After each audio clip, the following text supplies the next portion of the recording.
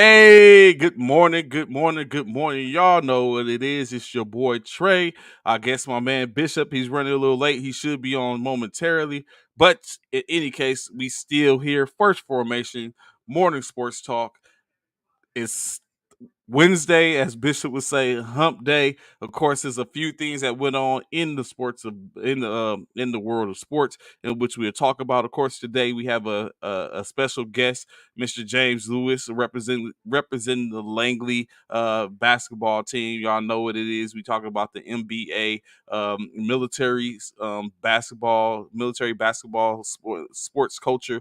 We're going to continue to have that talk. As y'all know, the NBA finals are scheduled to take place in July in Denver, in the Colorado area. So of course, if you're there, be sure to tune in, pull up, tap in. Saying all that lingo. So uh what's going on? Let's get in here, 4856s can be issued. We don't want to have any problems with that, but be sure to come on, tap in.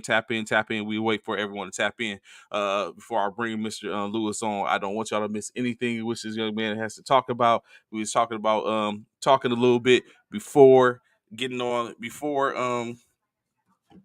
we got live on the air, and he was it's some interesting talk. So he's the first person which we heard in reference to it's real talk. Basically, you know what I'm saying? He got the real talk going on. What's good, Kim? What's good? What's good? Good morning, good What's going morning, on, good King? morning. Good morning. So it's the real talk where you got an opportunity to sit up and talk about some things briefly, and this guy has, saying, real talk stuff when it comes down to it. I can definitely relate. What's good, Bishop? What's going on, bro? Hey, what's up, Trey, man? My apologies, man. I already signed Block 13 and concurred. I got a lot going on, man. Trying to get ready to get up out of here after the show. So, yeah, You what's have good? no idea what I'm going through right now, but Oh, I can yes. see you Oh, talk about. yes. Oh no, no, no, no! You had the slightest, You bro. don't talk No, about Bruno. no. So yeah, so definitely gonna say yeah. I can't feel your pain, but I think say I'll raise you about two or three receptacles of pain because What? yeah, man, it's problems over here. But say Oh, in case, yeah. hopefully we get I get a resolution. It's still I feel like Robert Ory in the last seconds, saying, getting the kick out, and hopefully I get to knock down the shot because it's it's not looking too Oh, good my. over here. Oh, Lord. So of course, yeah, what you get into yesterday? Nothing, man. I went and got a retwist for my hair. Pretty much that was pretty much it. Trying to take care of some loose ends and stuff like that because I knew I was leaving a day. Mm-hmm. So that was pretty much it. The house is pretty much ready to be put on the market. They about to put the house on the market either probably Thursday or Friday. So Oh, that's what's up. yeah, so it's just Hey, if just y'all been a looking lot. for a mansion in San Antonio area, Man, stop it, man. It is not a mansion. Stop. y'all It looking is for a not a mansion mansion, in yo. San Antonio. Was it 3 stories? Wait, there's not no three. They don't have Y'all, three stories y'all in see, y'all Texas, see the bro. West Wing when we be on here, as Taylor May would say, the West Wing be live at the Y'all do grand not grand piano and don't all that don't type of stuff. So don't listen to Trey, y'all. Don't listen to Trey. We just no, it's not a West Wing or nothing like that, bro. Just a house a little over 3,000 square feet. And that's about it. okay, okay. Uh, I was just talking about. I was like, it's your day or your midday. What do you mean? Oh yeah. Hump day. Yeah, everybody knows it's hump day today, man. It's Wednesday. We halfway to the weekend, man. So hopefully y'all getting prepared. We are as Cyro 5 members of the greatest military fraternity in the world. We are preparing ourselves as our Founders Day week has is upon us, and we're about to get we definitely about to get turned up. So if you're in the Houston area, y'all listening, be sure to come and check us out in Houston, man. This weekend we'll be there from today all the way up until Sunday. Good morning, Freddie. What's up, man? That's good morning, Freddie. What's going on with you? So yeah,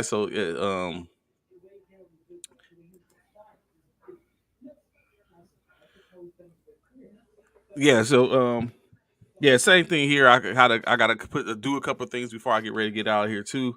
Yeah. Uh, yeah, uh, is yesterday wasn't too bad. I mean, I went and had a quick meeting, had a managers meeting, engaged in that. After that, um, did some running around, trying to get some stuff taken care of before.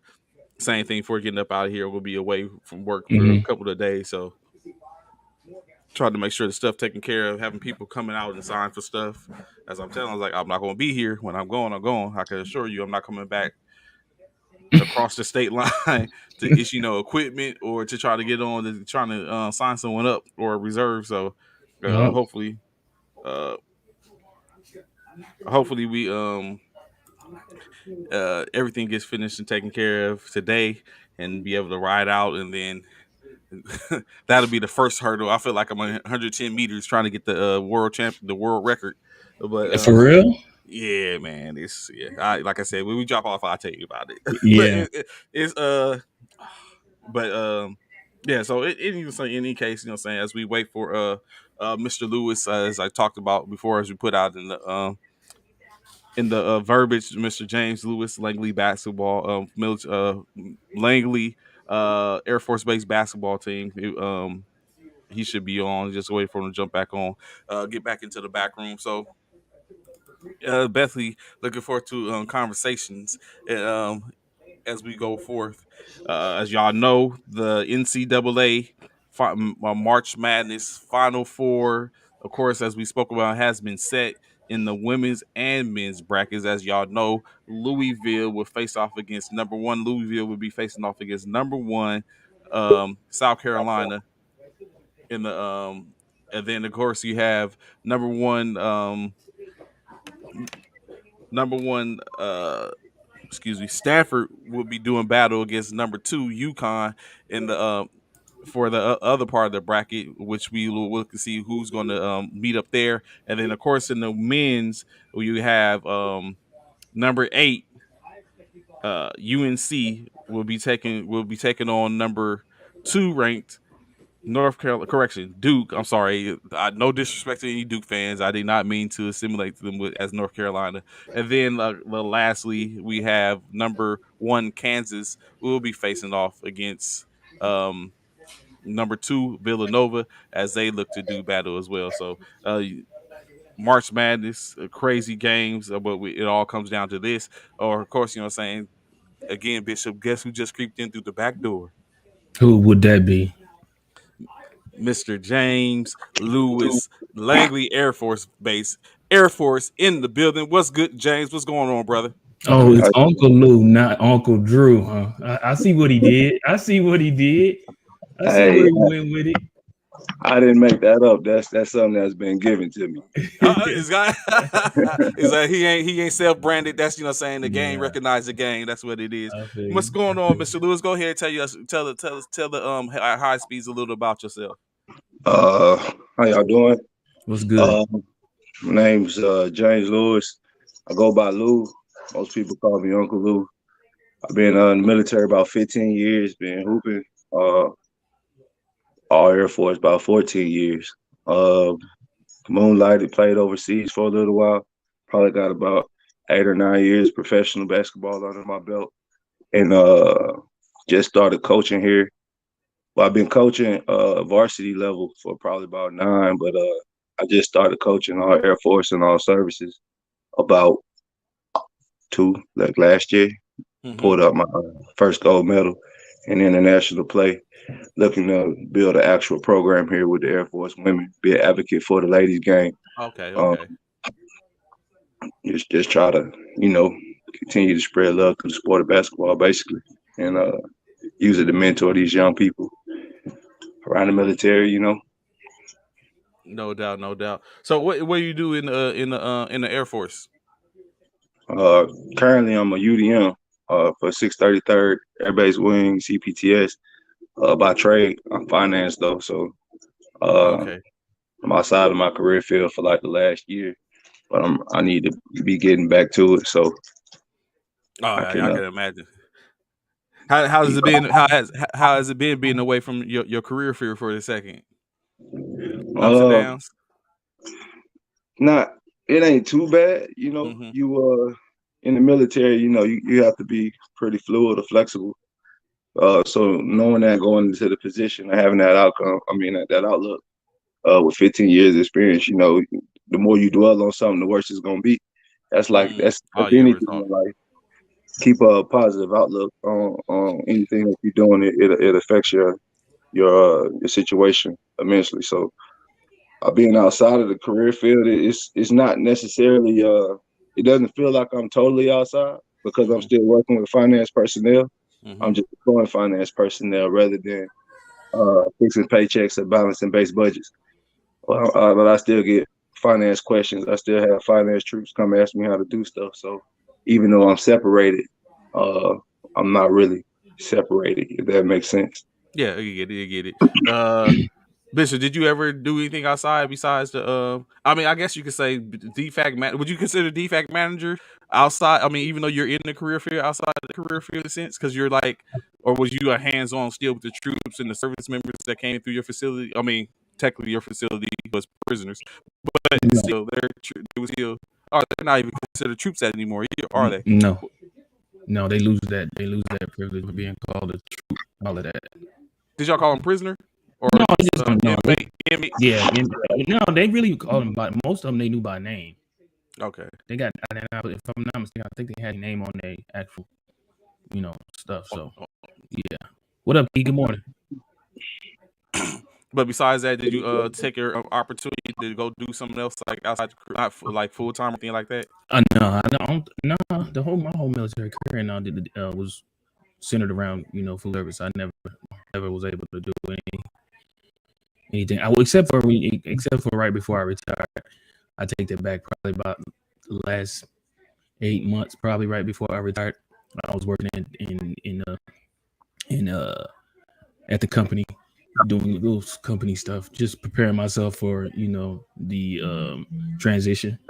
So I wasn't doing no more facility stuff, defact stuff. I was doing stuff at the company which the first sergeant man needed or wanted me to do, or keep an eye on these people, so forth and so on. And I was once my retirement paper went up, bruh, I told Top then, I was like, hey Top, if you don't need me, or if you need me, hit me on the hip. He's like, all right, I got you. I was like, all right, bet. I said, I'll come in and check in periodically. But hey, hit me on the hip if you need me. Yeah, No my doubt. first sergeant to tell me to do that because I ain't gonna even front you, hold you. I would have worked all the way up to my last day of retirement. No, I was doing stuff still. She had to say, Sarmir, don't come in. no, no, I I had was to giving let, no, I I was was like, giving the nah, direct man. order, don't come in unless I call you. Don't call me. So okay, Lou. So okay, you said so. Where have you played at prior to? So do you still currently play too, or do you just go and like do both, or do you have you completely given up the round ball for the whistle? Nah, it's an addiction. Facts. Totally I'm agree with a, that one. I'm a hoop until I have a career-ending injury. Uh, so that's primarily the reason why I choose to coach women because I Okay. still have that competitive nature in me where I'm coaching men and then I'm looking at them like, bro, I'm still better than you. Like Mm.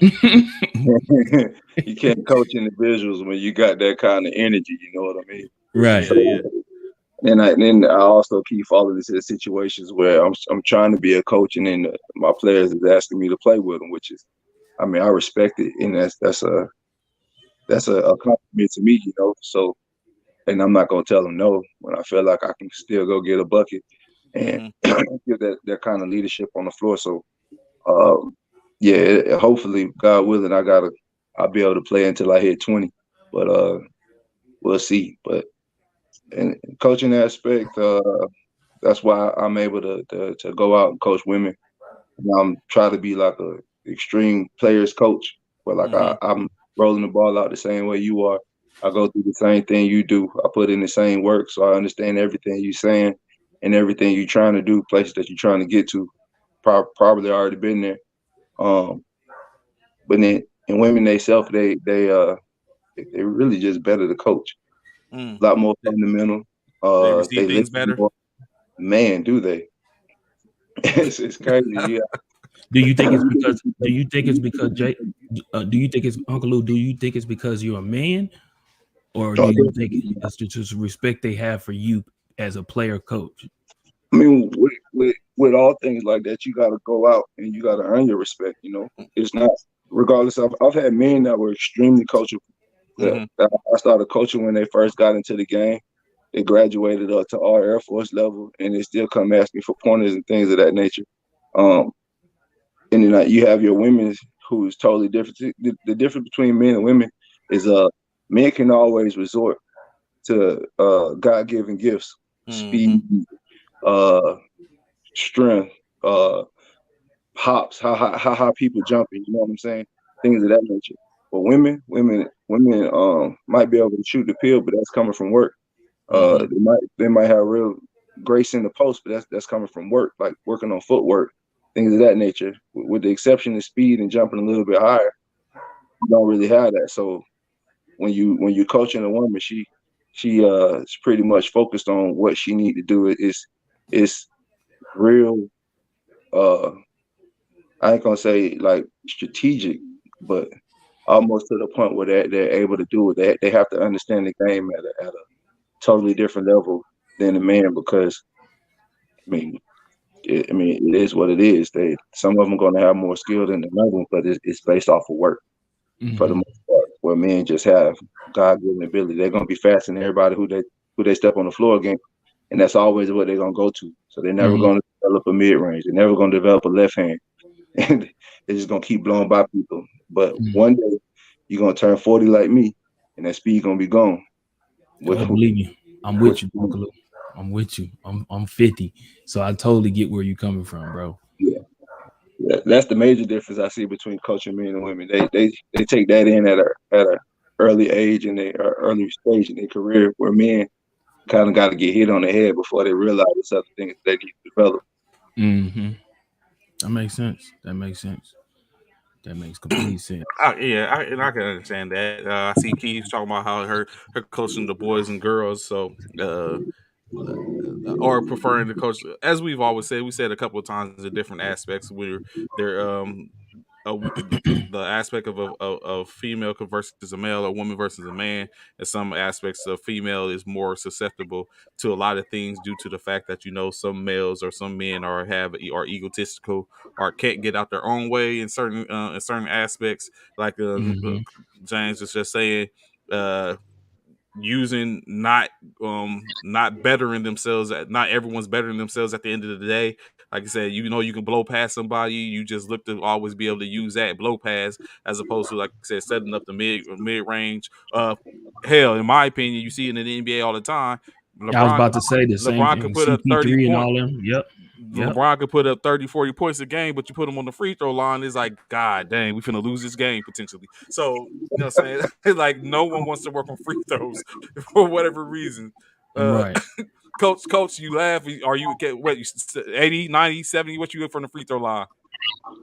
I don't shoot free throws that well either. I ain't even gonna lie to you.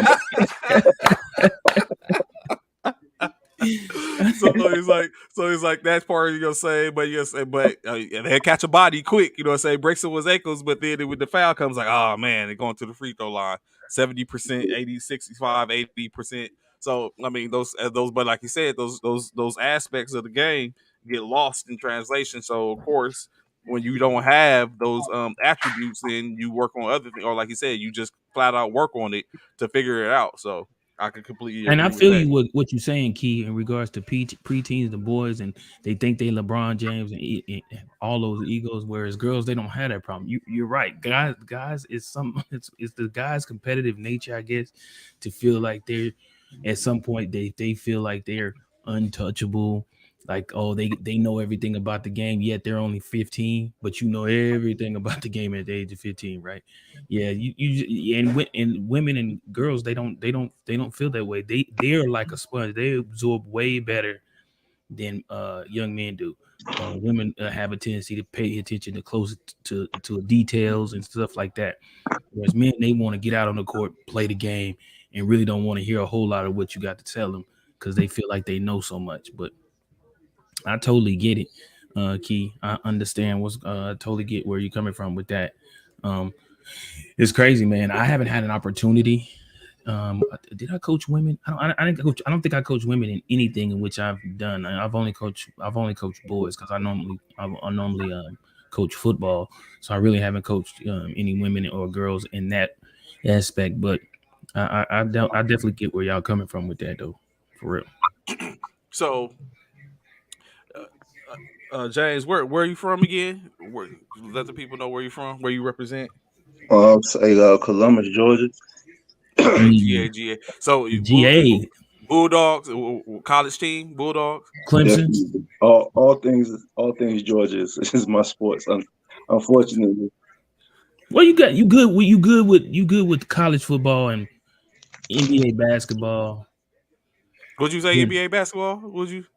yeah, because Uh, they got Ice Tray over there, bro. Don't sleep on it. Nah, they got Ice Tray over there now. Don't You sleep on know, now I that. think about everything. Is everything in Atlanta icy? Because you done had Ice Tray, Matty Ice. Like, what's good? Like, That's true.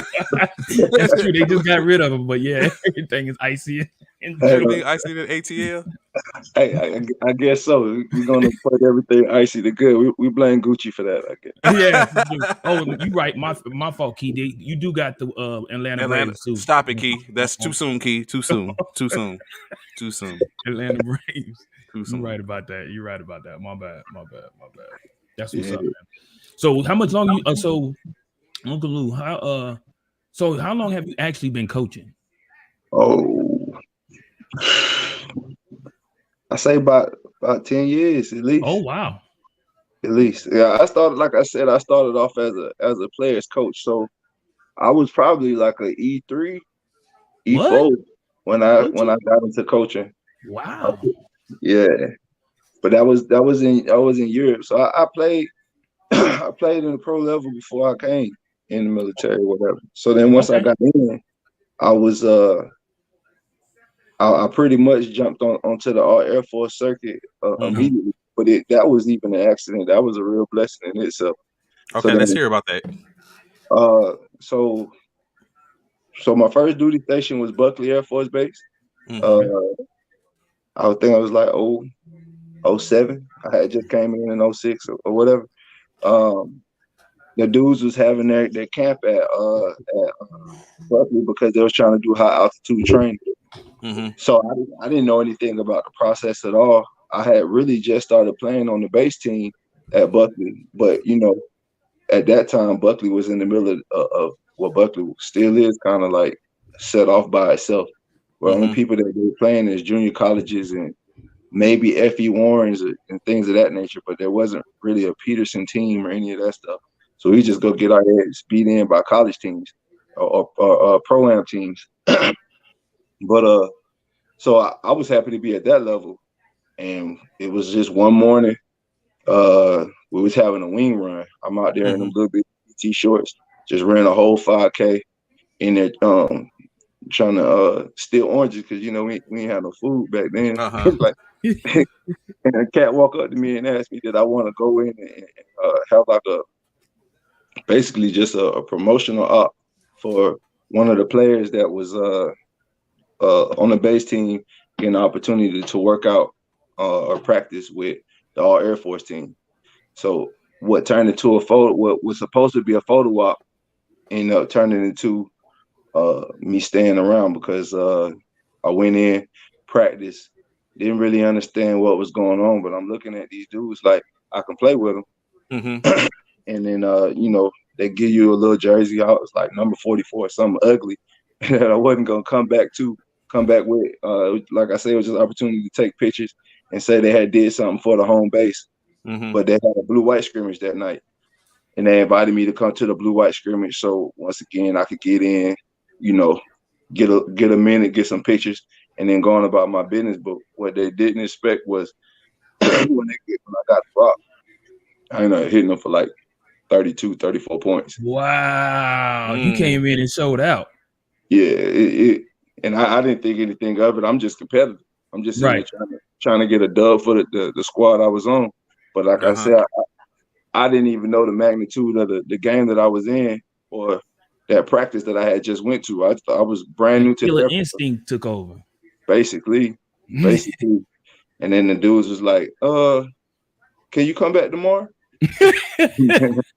What did you think? What was your thought when they asked you that after the game and knowing that you had just came in and I'm assuming y'all won the game. I'm assuming you got the dub and Nah, we lost. y'all Y'all lost? lost? Y'all we lost. lost?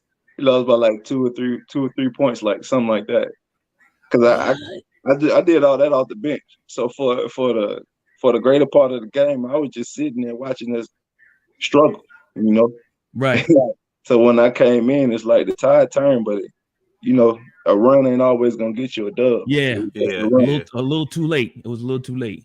basically. But Yeah. it was enough to turn them coaches' heads, and then that turned into 14 years of our Air Force affiliation, basically, because they asked me to come back. I was like, hey, I gotta ask permission, Let me go Right. talk to my bosses and stuff. I'll Right. let you guys know. And then they, of course, they supported it. They knew more about the program than I did. So when I Okay. went in and asked them, they was like, of course, we can't tell you not to do that. Plus, I was an A1C. I wasn't really working anyway. You know what I mean? Mm-hmm. So Okay. they blessed it, and Wow. everything else is history. And once you got accepted and was a part of the team, how did that make you feel knowing that you had basically submitted your resume in that game to let them know, hey, I'm that dog, as Kim say, I'm that dog. If you put me in, put Booby in if you want to win, put Uncle Lou in if you want to win. Like, what was your thought process when you had to take it back to your command, whoever it is you had to talk to, and they said, yeah, of course you can go play. I ain't never really thought like that, honestly. Okay. Coming up, I've always been like a solid player. I always knew I was an asset, but I never really considered myself to be the best. My work ethic is what I always tell people separates me from anybody else. Ain't Mm-hmm. nobody about to outwork me. Facts. So when I when I got in the game, scored all those points and whatnot, I'm not really thinking about the fact that I just killed somebody. I'm thinking about miscues. What could I Mm-hmm. have done better? What could I have done to actually secure the type thoughts? You know what I mean? Even when I was asked to come back, I wasn't thinking on the level of I'm that good. I was more or less thinking on the level of what I need to do day two Mm-hmm. to get the outcome that I want. So uh I mean, the compliments I get basketball wise typically come from others. I try to stay as humble as I can. Like I know I ain't trash, uh, Right. but you not never finna see me walk around with that kind of energy. I'm a lead by example. And the best leaders are the leaders that don't really got to speak on it, in my opinion. Um, and that's Fact. just the way I've always been. I Fact. always see it as a blessing that I got invited out there from the beginning. I see it Mm-hmm. as a blessing every time I'm able to step on the floor. I see career-ending injuries. I done had some that was close, um, Mm. and I don't know. That to me, that's just respect for the game. You feel me? Mm-hmm. Mm. Right. Wow. That's crazy. Well, Kim, obviously, she's a big fan of yours.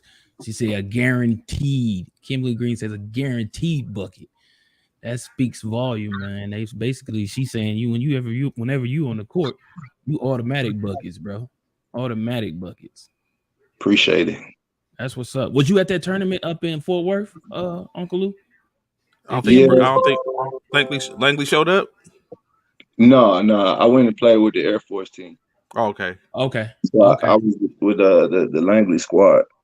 I'm not Langley squad. I'm sorry, Lackland squad. The Oh, Lackland squad. I Lackland. remember the Lackland squad. Yeah. Yeah, we ain't fared too well, but I we wasn't gonna was, say nothing, but hey, y'all, I mean, y'all came and competed a little bit. I watched a few of the game. yeah, we had an injury setback, and then like Yeah. we got other guys running sets and things of that nature, and they basically just pieced us together. So when you're talking about continuity, it was lacking quite a bit, Okay. Okay. and it was seemed to be a little bit too much to overcome. You know what I mean? But Mm-hmm. it is what it is. I play well. He said, "I played well."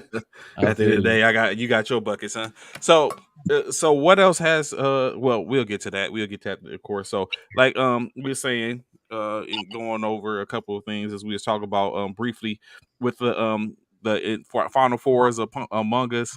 Um, Everything is about to go down in New Orleans, and I forget where the women are playing. Who are you tracking at or looking at to win this year to be the crown the champions in men's and women's basketball? Women definitely. I'm always looking at South Carolina. I think Don Mm, Staley. she's super dope, man. she is. The way that she lead, the way she stay herself, the Yeah. dog that she had in her when she was playing is the same Aries. dog that you can Yeah. see resonating in her players. Yeah. So even though you got UConn primarily probably got the best player in Beckers.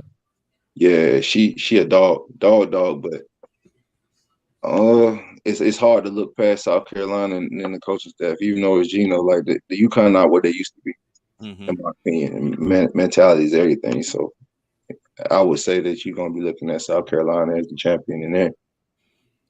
Man, uh, it's kind of hard with the men's side. Mm-hmm. It's all year long. Everybody been seeming like they've been even to a certain extent. You wouldn't even That expect to part. see the teams in there that's in there. Maybe with the exception of Duke. And then they're not Unbeatable. unbeatable.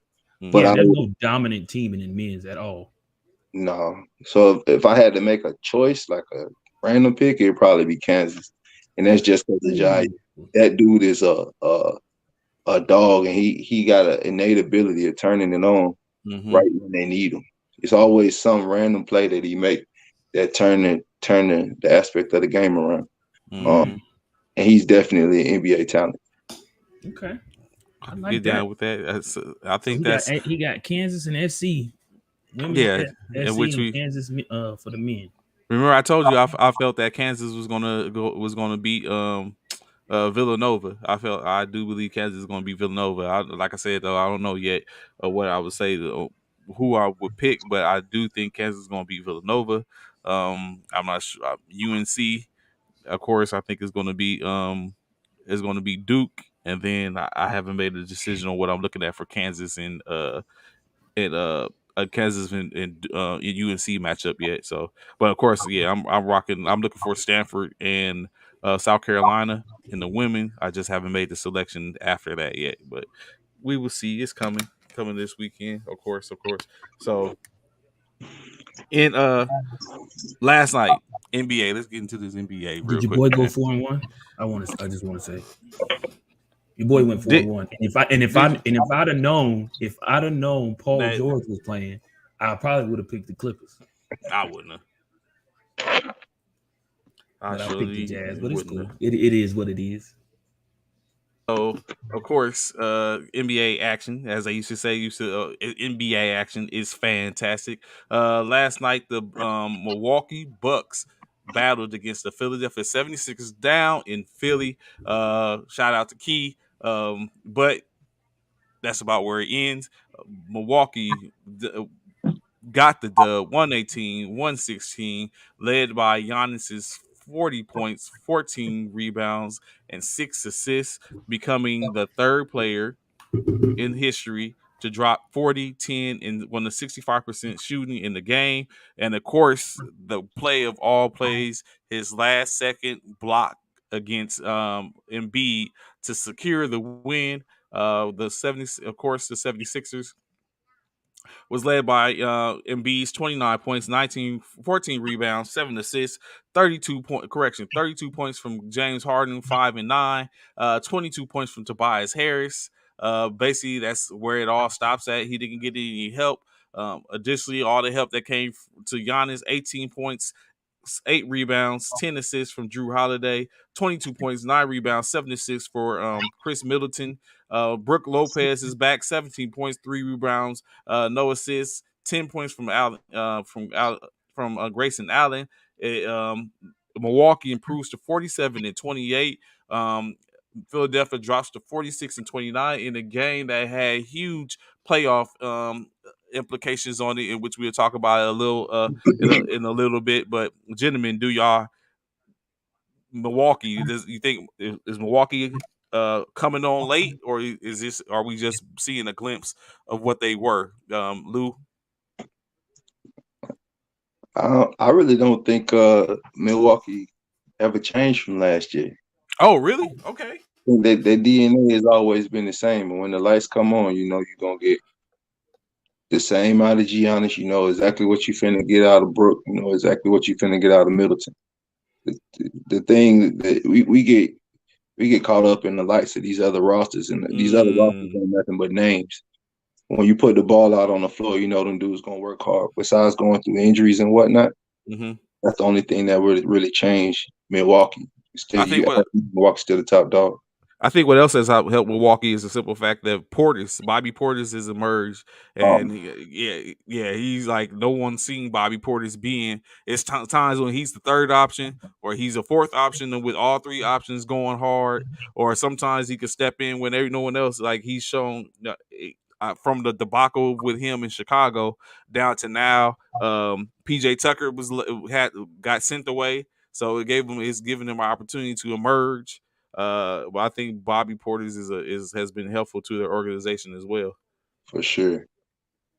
So of course, additionally, another game last night, the Chicago Bulls traveled to Washington to take on the Washington Wizards, and in which Chicago finally was able to slay a dragon and get a W. As we know, Chicago is not the best against the top tier in the NBA. As the top six teams, they have a losing record against the top six teams in the NBA between the two conferences. But of course, last night they got their W 107-94, improving to 44-32. DeMar DeRozan's 32 points, 7 rebounds, and 4 assists. 27 points for Nikola Vucevic with 5 rebounds and 4 assists to boot. 14 points from Zach LaVine with 4 rebounds and 1 assist. No one else scored over double digits for the Bulls, but they were able to get the W. The Washington Wizards was led by Kentavious Caldwell Pope, KCP's 20 points, 3 rounds, and 20 assists. Second year forward, Raul Humichimera, 21 points, 4 rebounds, no assists, and then 14 points, 10 rebounds, 5 assists from Prozingis. Chicago finally gets a W. Where y'all see the ceiling for Chicago in coming up into the playoffs? Because they're definitely getting to the playoffs. But do y'all see anything outside the first round? Look at Lou. It's like, nah, bro, quit playing. And it depends on their draw, man. I love DeRozan, but I think when you're not seeing ball on the floor, Mm-hmm. it changes the whole dynamic of that team. That dude is he wreaks havoc defensively, and he always making the basketball play. Whenever you have a selfless team and you got to worry about guarding 5 people on the floor rather Mm-hmm. than one star, it changes It everything changed the immensely. dynamic, yeah. Yeah, the loss of him is what I think has And you cost can us. see it.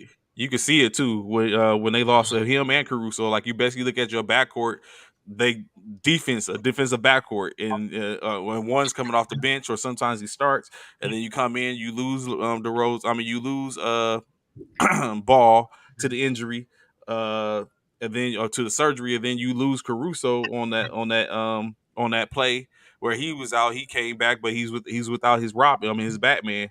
And then now you're left with Levine, Vucevic, and them. Kobe White, he stepped up. They're still without. Is Williams gone still? I think so. So it just comes to that Bishop, Chicago, first round, second round. What you think? in regards to being bounced out. Yeah, or you think they got enough to last a So, little while? so like right now, it depends on who they playing. Like he said, if the playoffs would start today, they would be playing the Sixers. So if they was playing the Sixers, I would think they would get bounced out by the Sixers. But depending on who they play, I can see the Bulls making it to the second round. I don't see them getting past that though, depending on who they play though. But if they do end up playing the Of course, 76ers in in the first round, then yeah, they're getting bounced out the uh first huh. round.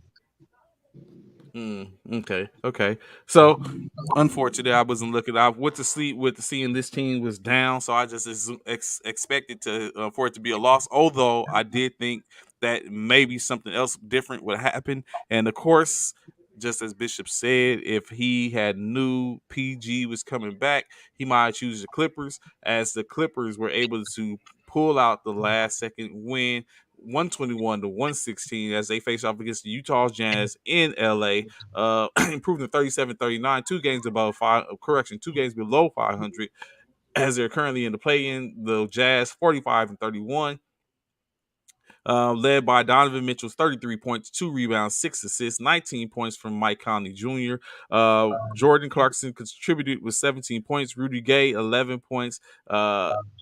Gobert, 9 points, 16 rebounds, 1 assist. But of course, it wasn't just enough, as Paul George got it going late. He came in late in the game and he got heated up, where he counted the most, 34 points, 2 rebounds, 6 assists, contributions from Isaiah Harrison with his 14, Luke Kennard 17, 21 points from Reggie Jackson, uh, and they was able to get it done. Paul George being back, is it going to make? Do y'all gentlemen think it's going to? Do you think it's going to make a difference now that they can make a late push and kind of like better their positioning, or are they going to sit at the in the play in and just do damage from there?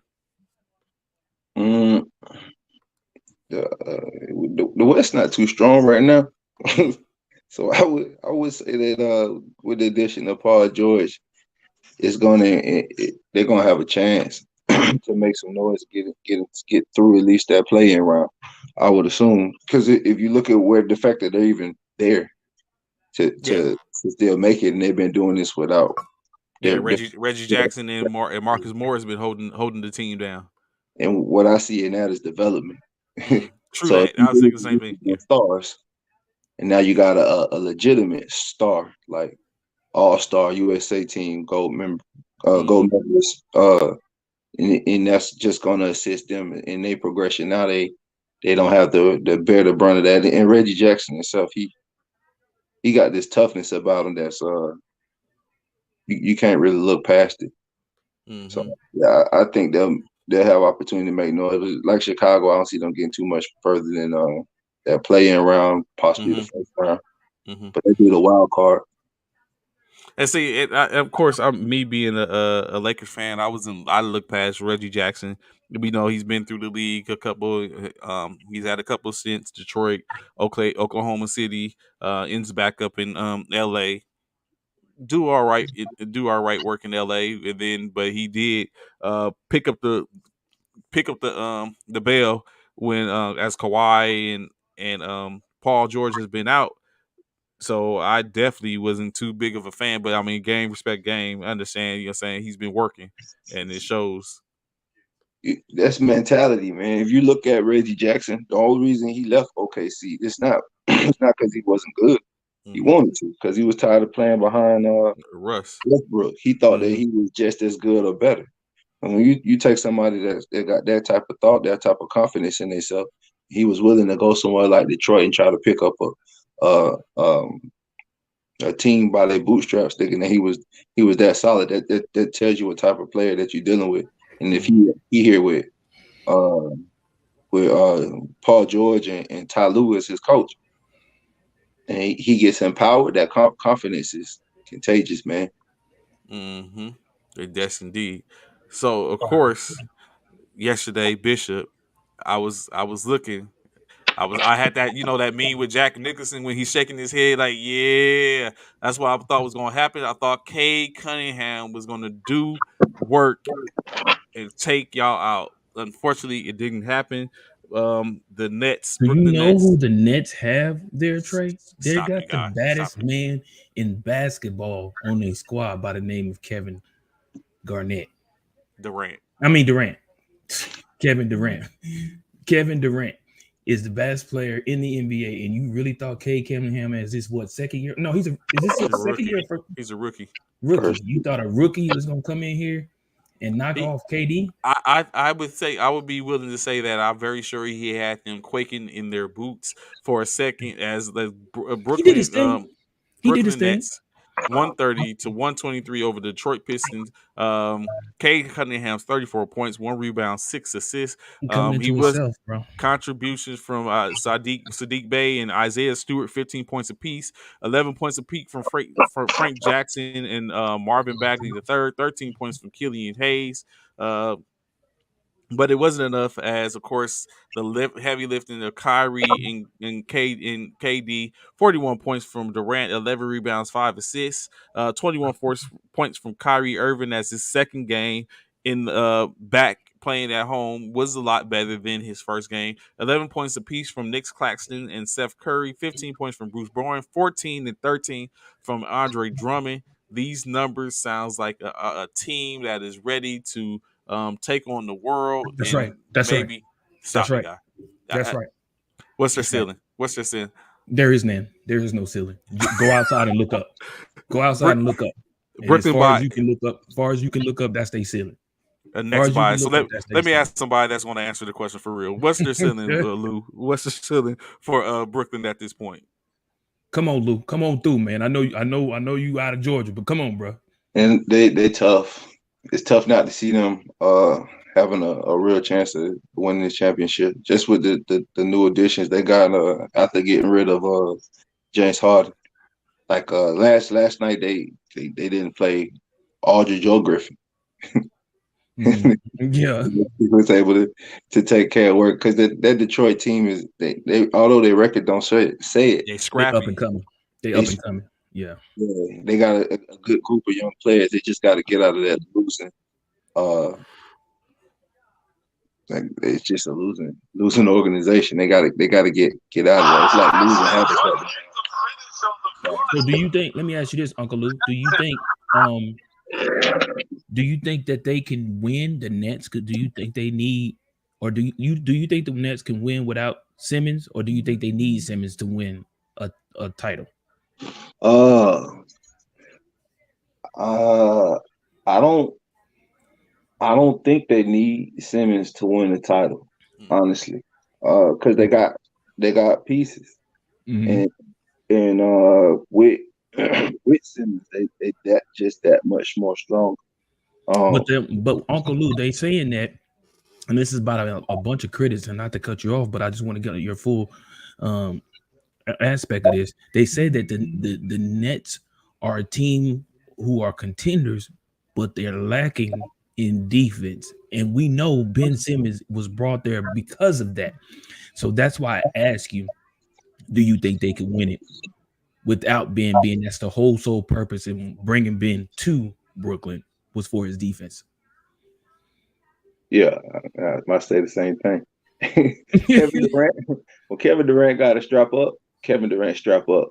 When you watched that first game when Brooklyn played Philly, perfectly locked up James Harden was Kyrie Irving. Then you solidified their post by putting Drummond there. You know that there is no such thing as a defensive stop without a defensive rebound, and he's gonna control the block. And you got a heady Blake Griffin, very veteran LaMarcus Aldridge. So your post and your post is solidified, and that's also going to be your help side defenders if you have anybody getting blown by. And then you have Kevin Durant, 7-foot dude on the wing. You got James Johnson. He's a little bit older now, but he's probably still one of the most athletic wings in the league coming off college. I don't really think defense is a problem. We're not even mentioning Claxton. Yeah. Like that dude is he's still a young firecracker. Kid. Yep. Young kid. Yep. Out of Georgia. Shout out. You know what I'm saying? But that's I don't think defense is an issue. That's all wanting to do it. If they want to lock up, they have the tools to lock up. Now you throw Ben Simmons in there where you got a solid one-on-one defender, and then he's selfless on the offensive side, surrounded by shooters. Like it's a perfect storm almost.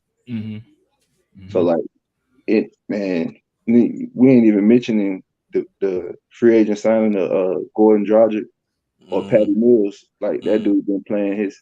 He don't like Patty Mills. Season. Brooklyn it's a problem. It's just a matter of if they're gonna put it together because in time. You keep seeing late additions. Kevin Durant been going all year. and then Kyrie been gone. half of the season, and then you're talking about implementing Ben Simmons probably right at the start of the playoffs or right at the end of the regular season. Continuity is major when you're talking about winning the championship. So even though they look like that on paper, they have that ability. They still got to put it all together in order to make it happen. So it's safe to say, Uncle Lou, that they're nothing like the Lakers. Then they have people who can actually come through and make, what I'm saying. They're nothing like. I got to do that, Uncle Lou, because Trey is a huge Laker fan. That's his squad, so I got to do that. You know what I'm saying? I have to throw that dagger out there because that's what it is. But I'm just, that's just what I do. Moving on to the next game, of course, the Los Angeles Lakers did compete last night. I don't know if we're gonna call it competition, but they did play the game last night, and they are who we thought they was. They are who we thought they were. Yes. Y'all could not stop. Y'all, Luka just ran wild on y'all, man. How y'all let 82 points be scored on y'all in the first half? Scoring 82 points in the first half, as Bishop wants to so ethically point out. 82 points in the first half as the Dallas Mavericks did work, winning 128-110. The Lakers was led by Malik Young's 28 points, 4 rebounds, 2 assists, 25 points, 8 rebounds, and 6 assists from Russell Westbrook, 16 points Stanley Johnson, 12 from Tyler Horton Jr., Tyler Horton Tucker. After that was it. The Mavericks, of course, as you stated, 82 points in the first half.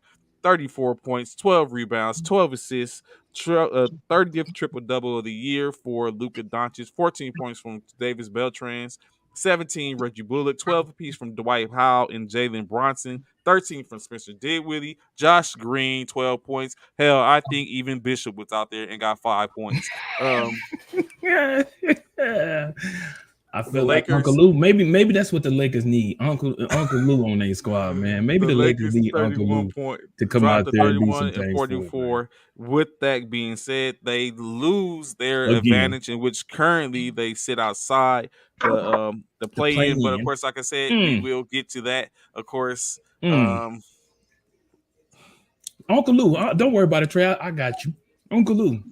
What are your thoughts? How do you feel about this so-called Lakers team with the big three playing dismal as they've been playing in the NBA? It's the players they put in there. Like you got they say it's only one ball that can go around for all these dudes to shoot, but you look at the combination of Westbrook and LeBron alone, they should have knew that was a disaster. Being that they both ball dominant guards. Basically, like LeBron is only good if the ball is in his hand. And then you can basically say the same thing with Westbrook. That's the reason why he'll walk in triple-double, because the ball got to be in his hand for good things to happen. For him to go out and be a role player, it's not possible. It's not possible for there you go, Trey. To be a role player either. The perfect person that had to be a role player is AD, and he's supposed to be their star. So like the genetic makeup of that roster just doesn't make sense. And then the tools and pieces that they try to put around, they all at the end of their career. They no more vintage Melo. He had a hard time getting back in the league. You got Malik Monk still trying to find. Anytime Malik Monk, your leading scorer, there's a problem. There's a problem. Oh my God. Hey, it is what it is. That's just my opinion of the way they structured their roster. I don't think they put thought into that. They looked at the numbers that those dudes was putting up in other systems and thought that it would equate to the same numbers in their system. But the player is only as good as the system that they're playing in. So do you blame any of that, Uncle Lou? Vogel. Do you blame any of that on the coach? All of it. Oh, all of it. Yeah, he need to go. Ooh. Trey, how do you feel about Uncle Lou saying that coach needs to leave?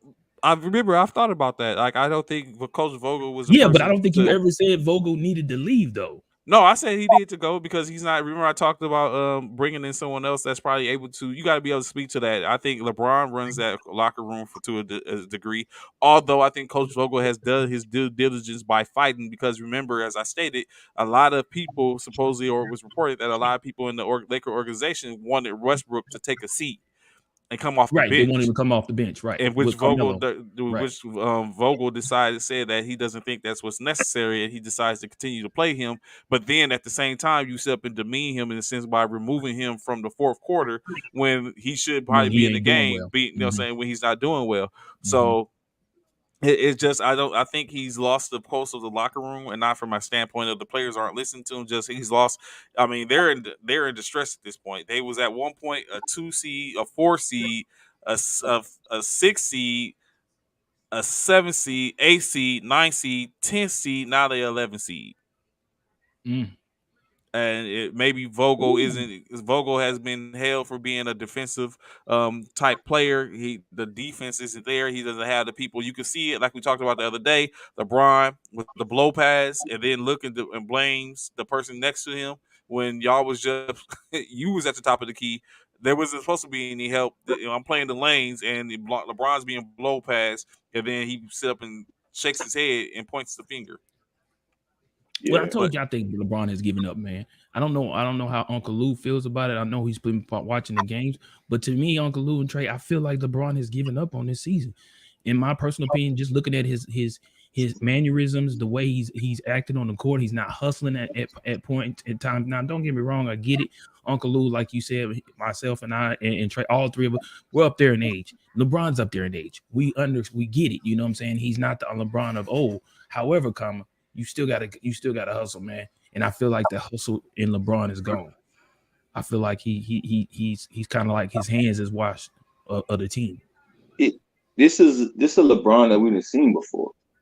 Mm. In all honesty, this the same LeBron that we seen when Kyle Kuzma and Lonzo Ball and all of them was out there, and they was trying to find they legs basically. You know what I'm saying? They was all new in the league. The only vet that they had on the team was LeBron.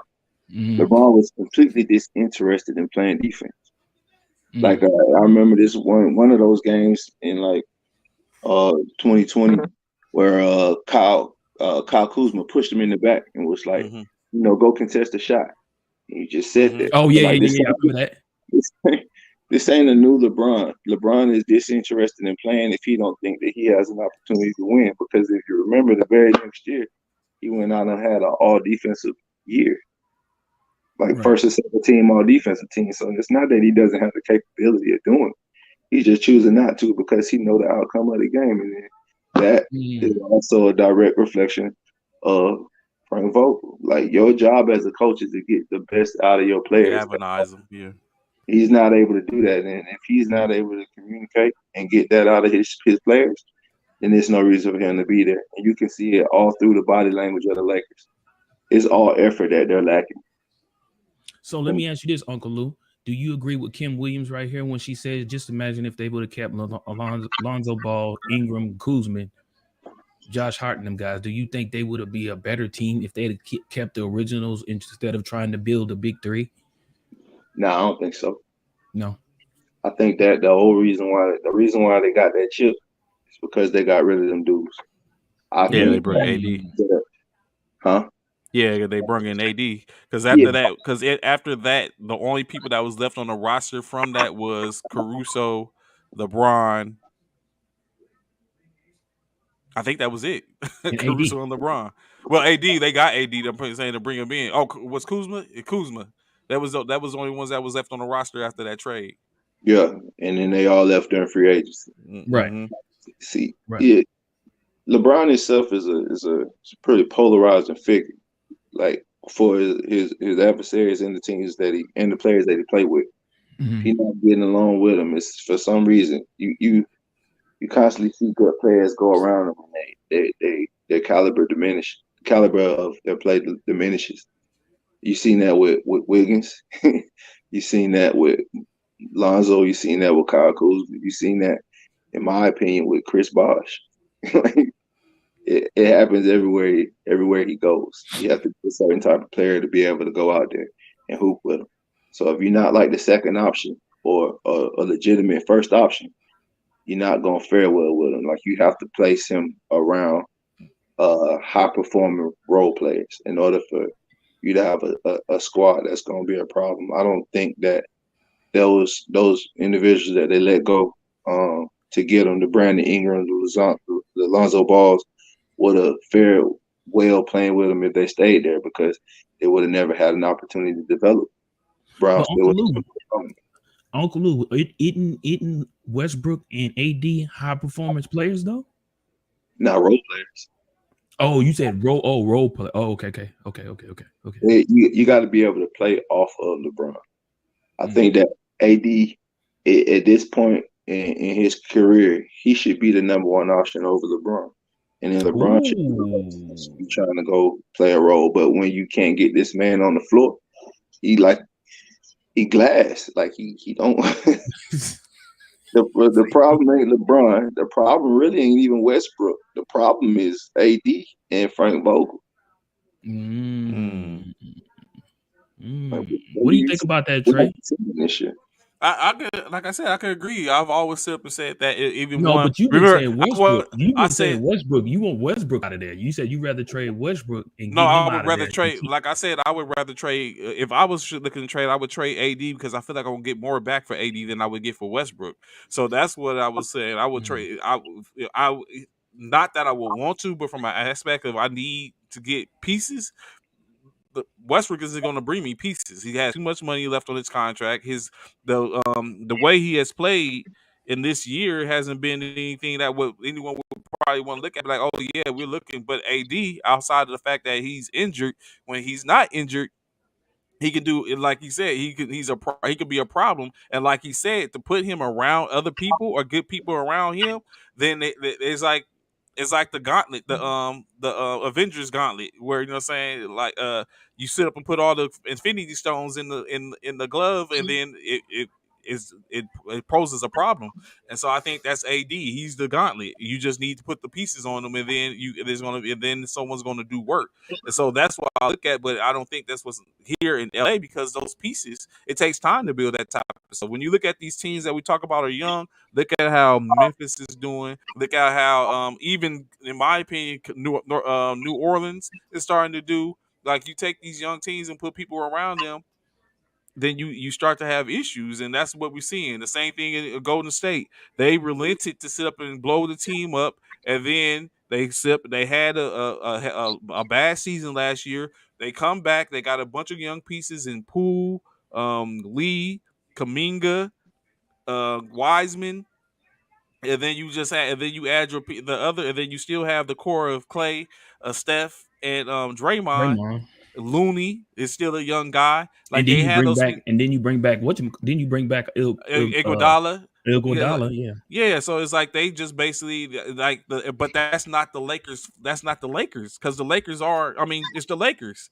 They're the team. You know, what I'm saying historically, people want to come to LA to play with, and so they build on that and they keep it. But in order, like I was saying, we was talking about the other day, in order to keep it to where we continue to build and bring. They figure, in my opinion, remember I thought DeMar DeRozan would have been a better aspect, uh, as opposed to bringing in Westbrook or even Buddy Hield. Might not have been the same, but we don't have any shooters now, and they let Caruso walk for what THT. I don't know why, but and so that's just why I look at it at the end of the day. So I just have to sit back and wait for next year, I guess.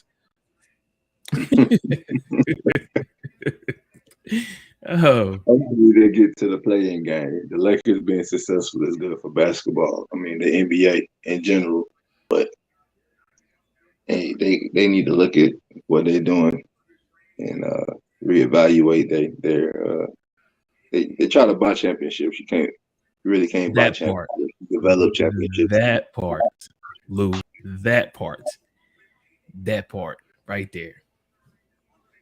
Really, guy, you gonna say that part 6 or 7 times?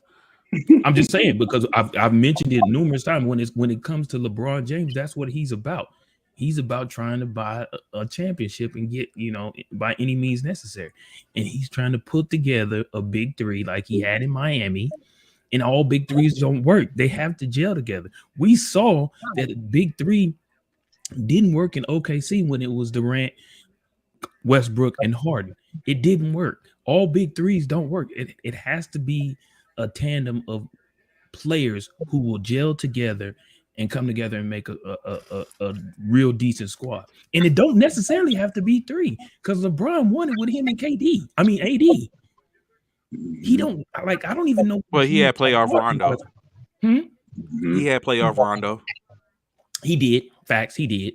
Would you consider him a big three though? To be honest, No, I mean, I'm just saying they had okay. somebody that made the difference, that was able to make the difference. Like them Right. key role players, a key or a role player or a high end role player. I mean, he had Kuzma, he had Rondo, Caruso, KCP.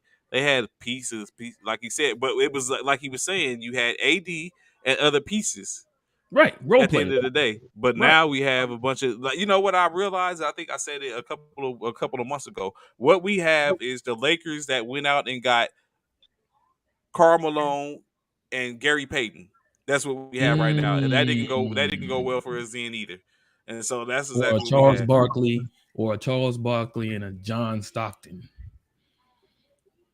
Yeah, I got you. I feel you. Yeah, that's what y'all look like too. I mean, right now y'all look pretty trash. Y'all letting a team score 82 points and a half. Where they do that at? So what we gonna do is not act like that'll happen. Bro, that's the first time in Lakers history it's ever happened. Yes, in Lakers history. I'm just saying. Everybody talk about the legacy of the Lakers. Well, they've added that to their legacy. Have you watched Winning Time yet? I'm not watching that. I'm told you I'm not watching that. Can't wait. Uncle Lou, please tell me you ain't watching that. I'm going to. Oh, it's on. It's on episode 3. I was watching episode 3 last night. Oh my God.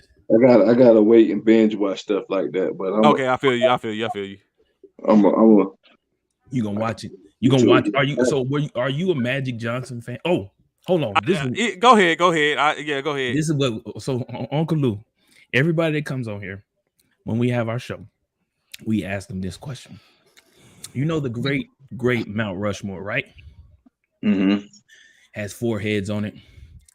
If you were to build or rebuild a Mount Rushmore, who would be your 4 players, past or present, that would be on your Mount Rushmore? That's tough. I know. I know, because it's only 4. You can't. It ain't that 5th person. It's 4. Yeah, so you can't not include MJ. Obviously. There it is. Let's go. Then you got award rings with Bill Russell. Probably not. I don't think it's anybody that's been that dominant as far as winning than that guy. Okay. So far, he got 2. He's got 2 of my 2 so far. I like that. You got those 2, and then after that, basketball wise, I would say it's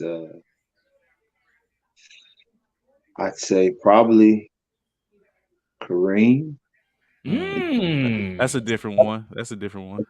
That dude is unstoppable. It's between him and Wilt for me, but I would say I will go Kareem because they changed the game because of Wilt, but Wilt was also playing against substandard players, right? In my opinion, and he was a monster in comparison to the dudes he was playing with. Will Kareem still had to have skill, and he was basically unstoppable. This man was playing pro at like 15, 16 and demolishing people. Right. He changed the game completely. There's nobody else I know of that people said has had an unstoppable shot, and that would be Kareem. So he's there. And then last but not least, drum roll, please. Yeah, I know, right? Because this last one is a hard one because there's so many people.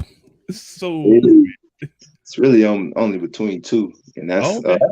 Kobe and LeBron. Wow, And And interesting. and you I go with who? would I would say uh, LeBron because Oh, Kobe and MJ basically the same players. I can agree with that.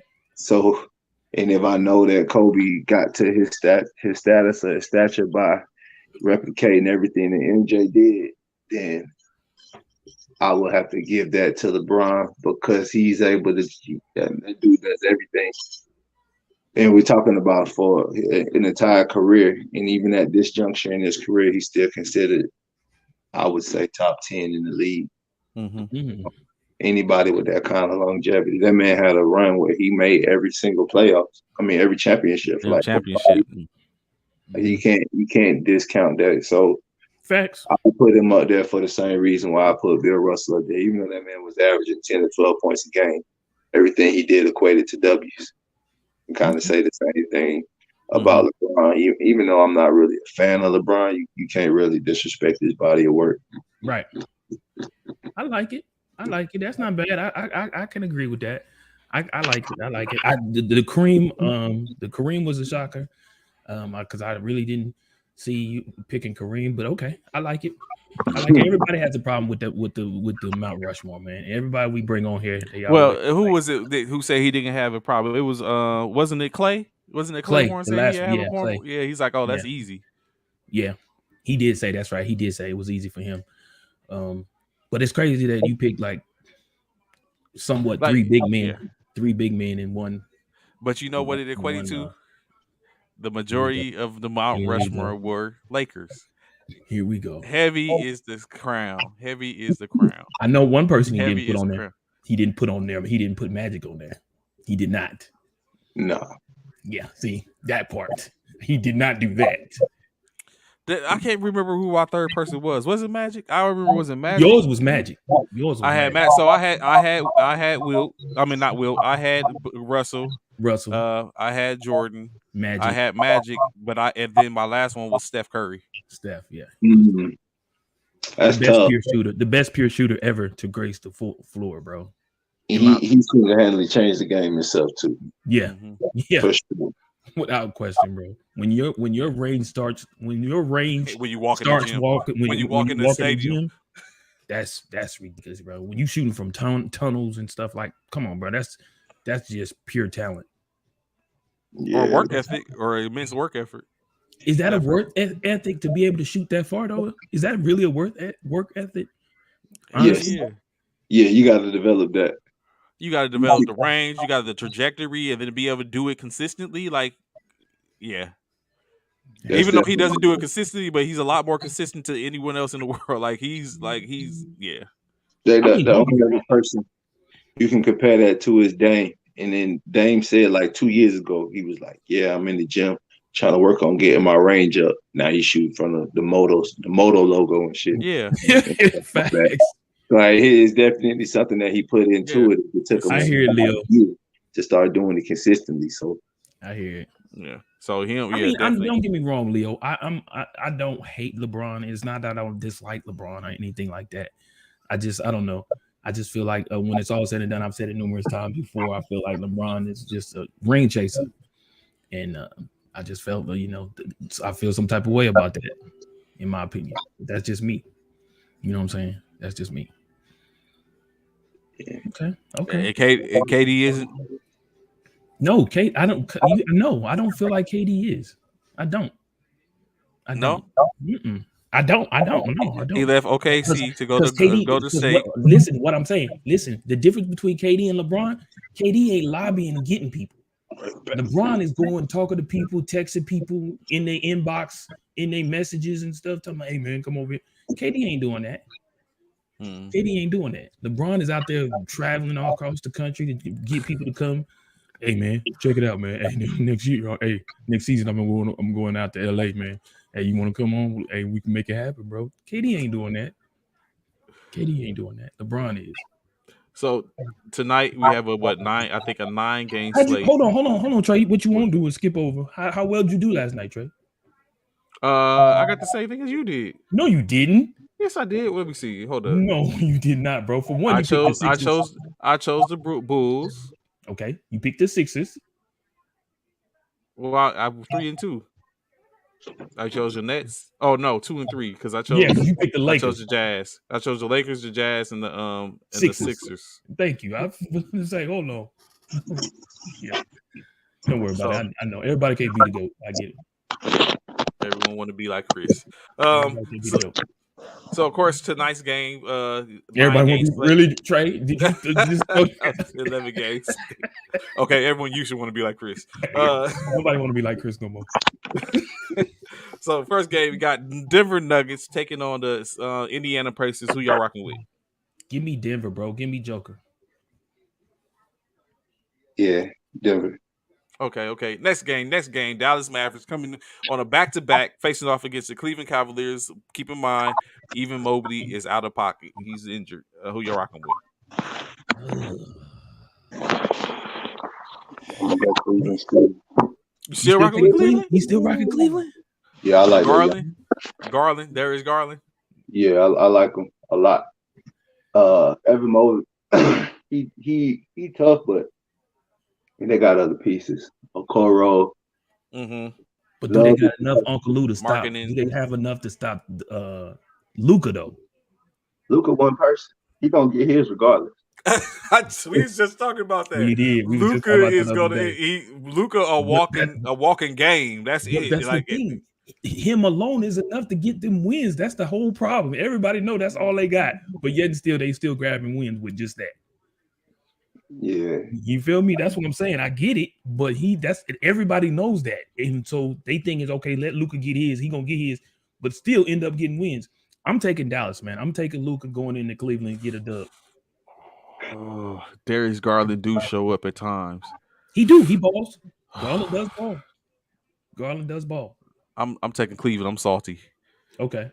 I get it. I'm salty from last night. I rock Cleveland. All right. Orlando Magic, Washington Wizards. This is a trash game right here, bro. Straight trash. This is the flip of the coin game, bro. I'm gonna take the Wizards at home, man. I agree. I hate it, but I think I get Wizards. Yeah. Yeah, I'm gonna take the Wizards at home, man. Only because they're at home. Ain't no choice but to go with Minnesota Timberwolves, Toronto Raptors. This is gonna be a good one. But I like Big Cat. They playing in Toronto though, but I like Big Cat, man. The way he balling right now, he's coming like Big Cat is on. He's like, don't y'all talking about all these other cats about being MVP, but y'all sleeping on me. And I just won the 3-point contest in during the break. Y'all sleep on me if y'all want to. I'm going with Timberwolves, man. I'm taking Big Cat on the road in Toronto. Nah. I'm going with the Raptors? Yeah. They're tough. They just beat Boston last night. They did. They did. They got a winning culture. They lock up, and you can't discount the fact that they're playing at home. And they're playing with, and like you said, they're a bunch of, it's no all-star. I mean, it's all-star, but there's no superstar in their squad. It's just a bunch of players that's going to go get it. Yeah. Scotty Barnes, all of them. Yeah. Siakam, Siakam, yep. Gary Trent Jr. So yeah, I think I'll go with Toronto. They at home, Toronto at home. Ooh, this is a good one. Yeah, this is probably one of the Miami Heat and the Boston Celtics. You already know, bro. Until they show me different. We saw the other night Boston lost by 2, or was it 1 or 2 points without Tatum and Brown. So with Tatum and Brown at home, bro, I gotta go with Boston, bro. Gotta go with Boston. That's just me. I get what the Heat doing, but I still think they still, Spoelstra might still be a little hot about what but Jimmy Bucket said. Butler said. But hey, I gotta go with Boston. Yeah, I agree. I'm rocking with Boston. Yeah, Boston. All right, Charlotte Hornets, New York Knicks.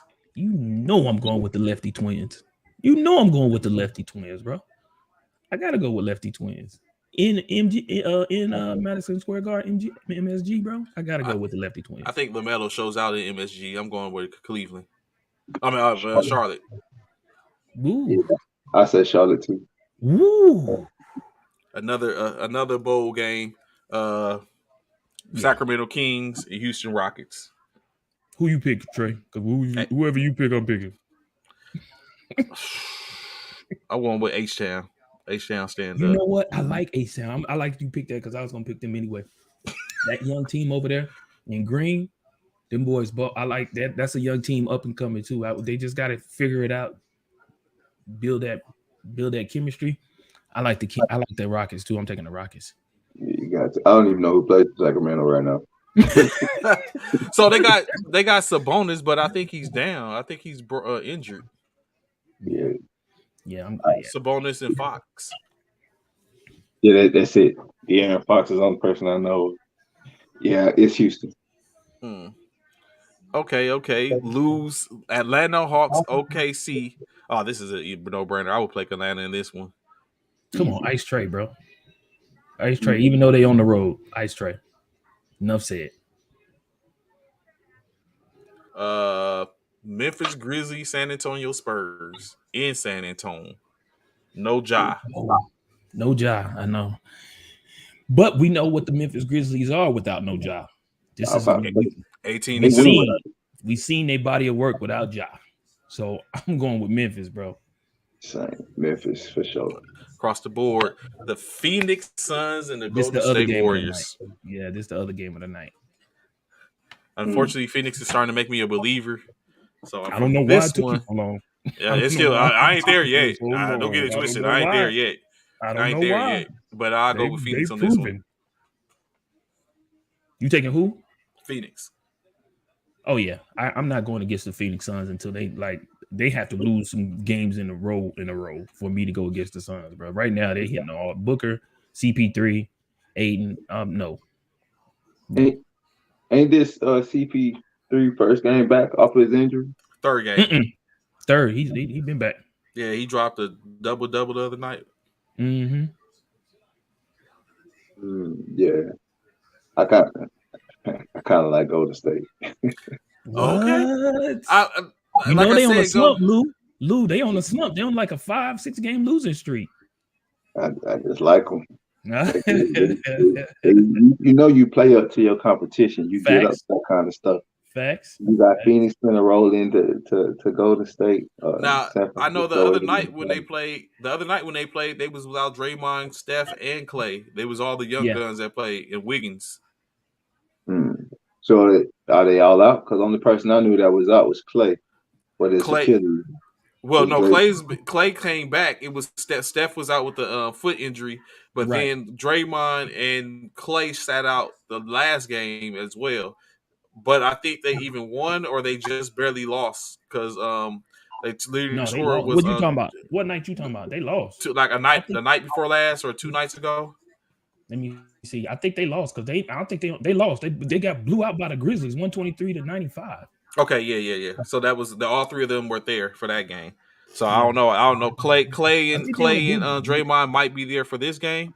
And then they lost to the Wizards on Sunday. Yeah, they on a losing streak, bro. They lost to the Wizards on Sunday. Yeah, they on a losing streak. So Steph out of this one. Steph is out. Yeah, Steph probably won't come back to the playoffs. Probably not. Yeah. Hands down. And then they lost to the Hawks. They lost to the Hawks on last Friday, 121-110. Okay, yeah, that's the Hawks though. They're supposed to lose to the Hawks.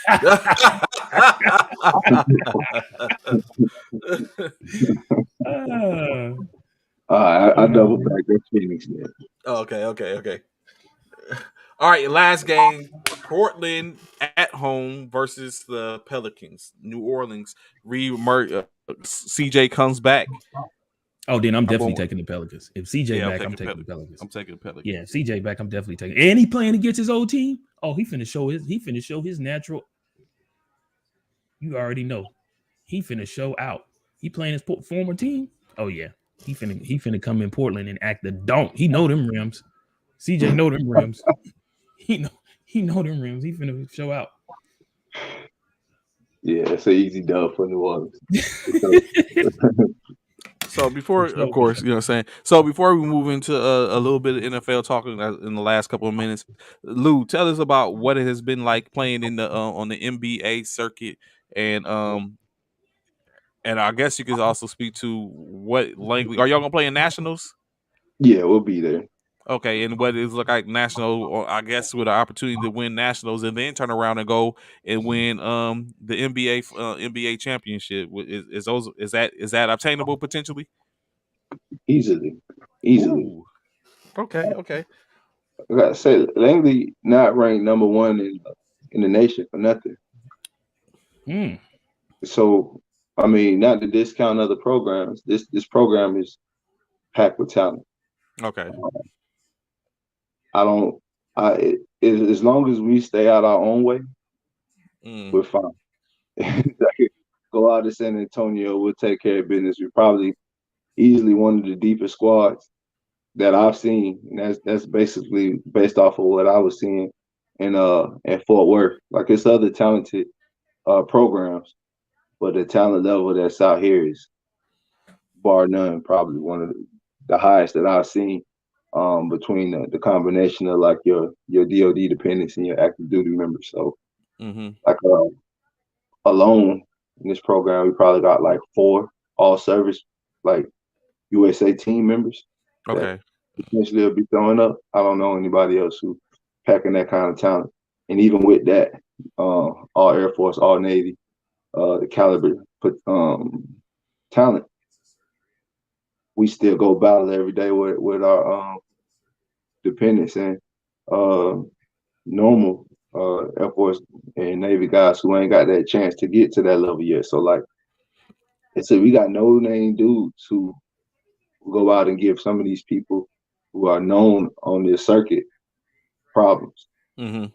That's just and when your bench go that deep, that says something about the caliber of talent and you know where we can end up as far as going and snatching the NBA title as far as this nationals Okay. title, which is for sure our intent. But that's every team's intent. So Yeah, that's what. If you ain't, yeah, why are you doing it? If that's not your intent, everyone should have that exactly. same rhetoric. Yeah. Yeah, no disrespect to anybody, but as long as we stay out our own way, we're fine. And that's the problem with any team though.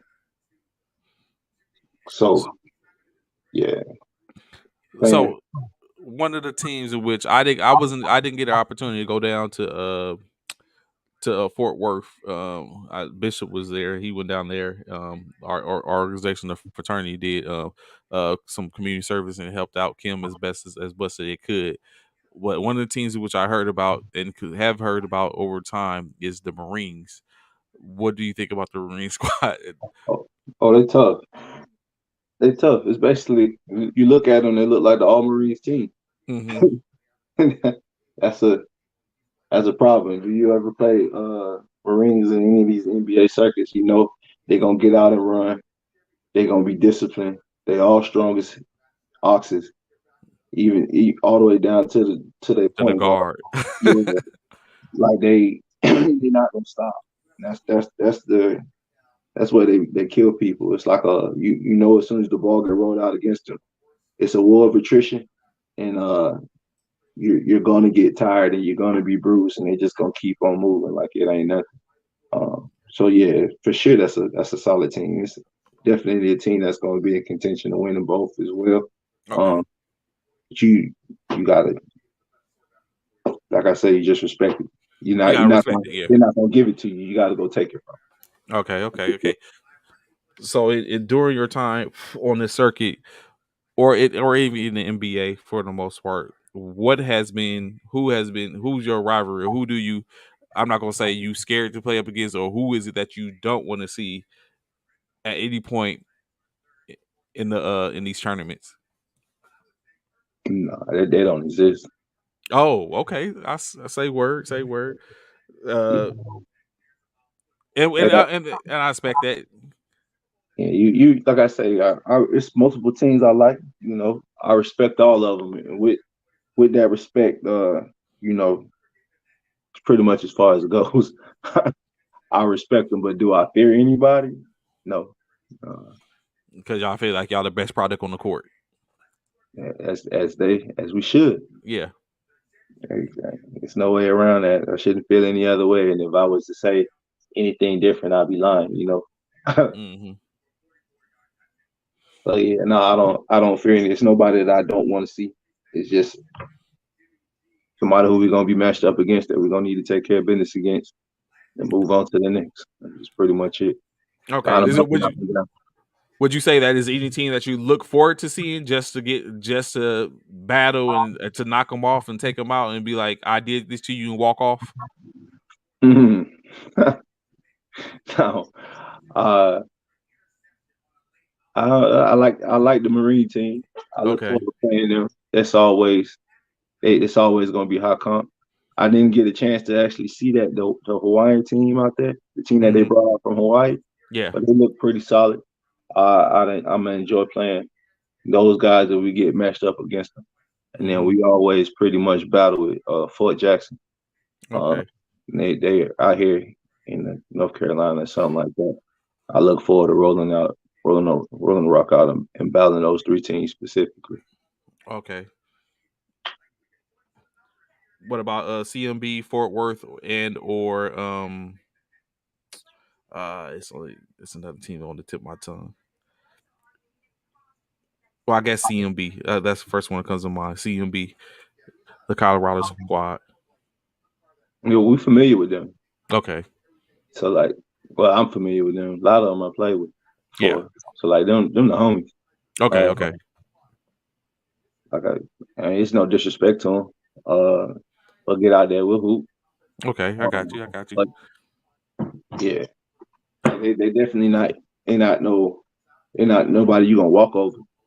But just like the other squads, you got to go out there and take it from And them. I But was about to ask that, do you foresee anyone in the there's like a walkover? I mean, it is what it is. Not trying to put you on the spot, but it is what it is. Is it anyone and what you foresee a potential walkover, or is it levels to it, or do you see like everyone brings something to the table in which you can't just sleep on anybody?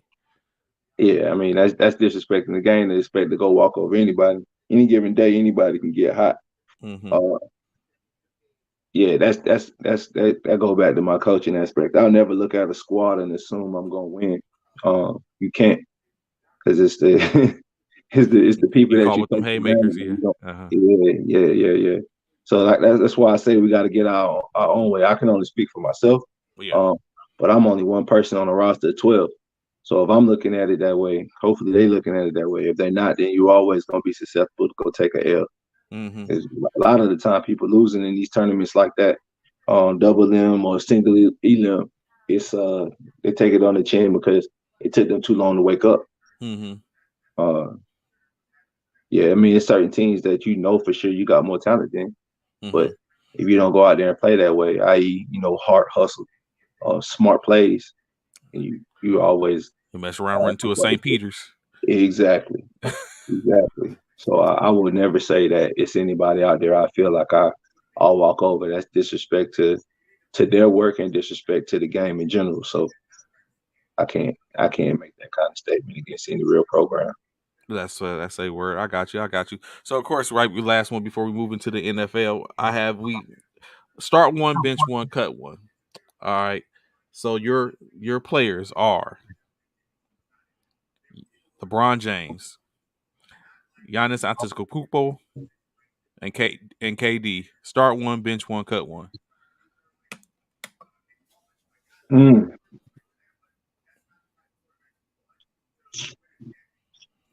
Uh, I'm gonna have to.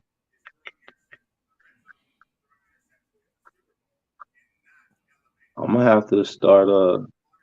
Giannis, cut Mm-hmm. Bron, bench KD. Ooh, okay, that's the first one. Everyone has benched Giannis. I mean, has cut Giannis Nah, and started or benched KD and LeBron. So okay.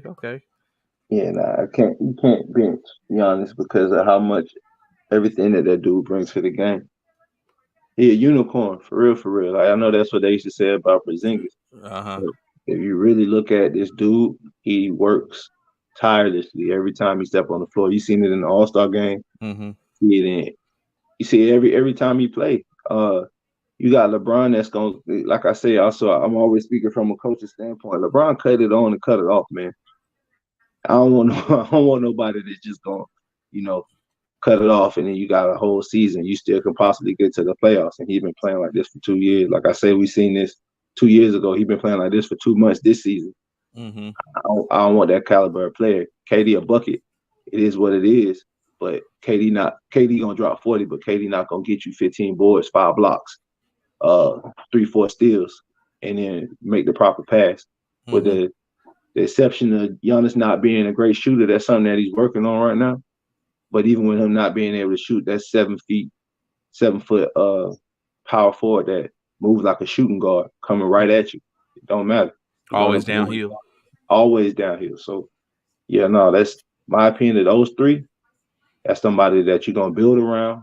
Everybody gonna follow him, and he gonna play the game correctly. All right. That's what's up. I greatly, I could get down with that and understand your perspective when you look at it, looking through the smoke and looking past everything, like you know, what I'm saying where you're looking to build on somebody. In which, a matter of fact, I think we had that conversation yesterday, if not day before yesterday, in regards to Luca and Kyrie. Like, who would you want to build your team around? Would you want to build around a Kyrie or would you want to build around a Luca? Luka. My opinion, yeah, in my opinion, Luca. Like at the end of the day, even though he's hard to get along with and he feels the team is his, but he has a certain mentality as opposed to Kyrie. You don't know what you're gonna get. Hey, Luka, Uh, the team is Lucas, and he don't sit out. He be yeah, having backstabbers. He's still out there doing his thing. hence the You reason can't why discount Porzingis that had to type of go. thing. Him and Porzingis couldn't live in the same space at the same time. So, Facts. uh, Yeah. so going into NFL, of course, as you say, you were Atlanta everything. I mean Georgia everything. As I am LA everything to a degree for the most part. What did you think about Matt Ryan leaving out of Man, I'm so happy. We've been needing to get rid of that dude for the greater part of 3 years. Ever since okay. the Super Bowl run. Yeah. I ain't like him then. I was shocked when we got to the Super Bowl, but nah, Matt Ryan, his time was past due. He was overdue to get out of Atlanta, man. I didn't like him. You can't get the ball downfield. Like he'll have all of these yards passing, but if you look at him, he running a University of Alabama style offense. Like Mm-hmm. you can't win in the NFL running collegiate offensive collegiate system. He's pretty accurate, but that's only about 15 yards out. If you really Mm-hmm. look at all his yards, it was coming from hitches, uh, short passes that you was having your receivers turn into big yards. It Mm-hmm. wasn't really his. So like you can only dump down so much before you actually got to go out and show skill. He ain't did that in a while. I was Mm-hmm. Okay. thinking we didn't get Watson. Yeah, I was about to ask that question. Like, I know, I that's where I thought he was going, especially when he bounced Carolina and Cleveland. I was like, oh yeah, he's probably going. He's probably about to go. Um, he's probably about to go ahead and go to uh, Atlanta or New Orleans. I thought in which he basically turned it all around and end up in Cleveland. So I know yesterday, Matt LaFleur, of course, Green Bay. I almost said Cavaliers. Green Bay Packers head coach talked about his need for speedy receivers. Now, of course, they without Devontae Adams. They're without Marquez Scantling in their offense, and at this point, they're only left with uh, Alan Lazard, uh, Randall Cobb, and Amari Rogers in their wide receiver rooms. Do you think they go out and get Odell Beckham, or they find something in the or they find somebody in the draft? I would. I don't think they're gonna go get Odell. That's for sure. He too. He too much of a head case. I don't think. I think they're dealing with enough of that already with Roger. Mm-hmm. Um, I think the best thing for them to do is to try to just go get something speedy out of the draft. In my opinion, for them to go do that, you can kind of kill the locker room more or less if he come in there with all that foolishness. Which is sad to say, but Right. I see him the same way I see a AB. You know, when he happy, everything great. As soon as you got a little Mm-hmm. bit of adversity, things change, and you got you got a whole locker room that you got to keep tapped in on one mission. You got somebody out there showing out that's supposed to be one of your primary men. Yeah, it don't really work, and I've never seen that kind of dysfunction in Green Bay, with the exception of Aaron Rodgers last year. And then even when he got on board, you didn't see that at all in that locker room. Mm. So somebody like Odell, that's not happening. Okay, I can get down with that. In which I would think there was might have been some gems as we looked at the combine, and it's some stuff that's out there. I would think that they're probably going to be able to produce that. If when we look at the names of Lazard or even Marquez Scantling, those are Mm-hmm. people that we didn't know about, and what I'm saying, and then they came back around. So I would think that they're going to be able to find some pieces in the draft, and maybe that's what they're leaning toward. They still have Randall Cobb, who they can use as a mentor. He's a veteran. Mm-hmm. He's not he's not the same as he was, but in my opinion, Randall Cobb was never really that dude. Of course, it was, but he has been a valuable piece. So they're able to still help him. So I can get down with that. Yesterday, additionally, Jim Harbaugh signed a 3-year extension in Baltimore. Now, this still leaves Lamar Jackson without a deal. But if you look into it, Lamar is the reason why he doesn't have a deal. So, do you guys think that Lamar is hurting himself or helping himself by not coming to talk about, hey, this is what I want, this is what I'm looking at?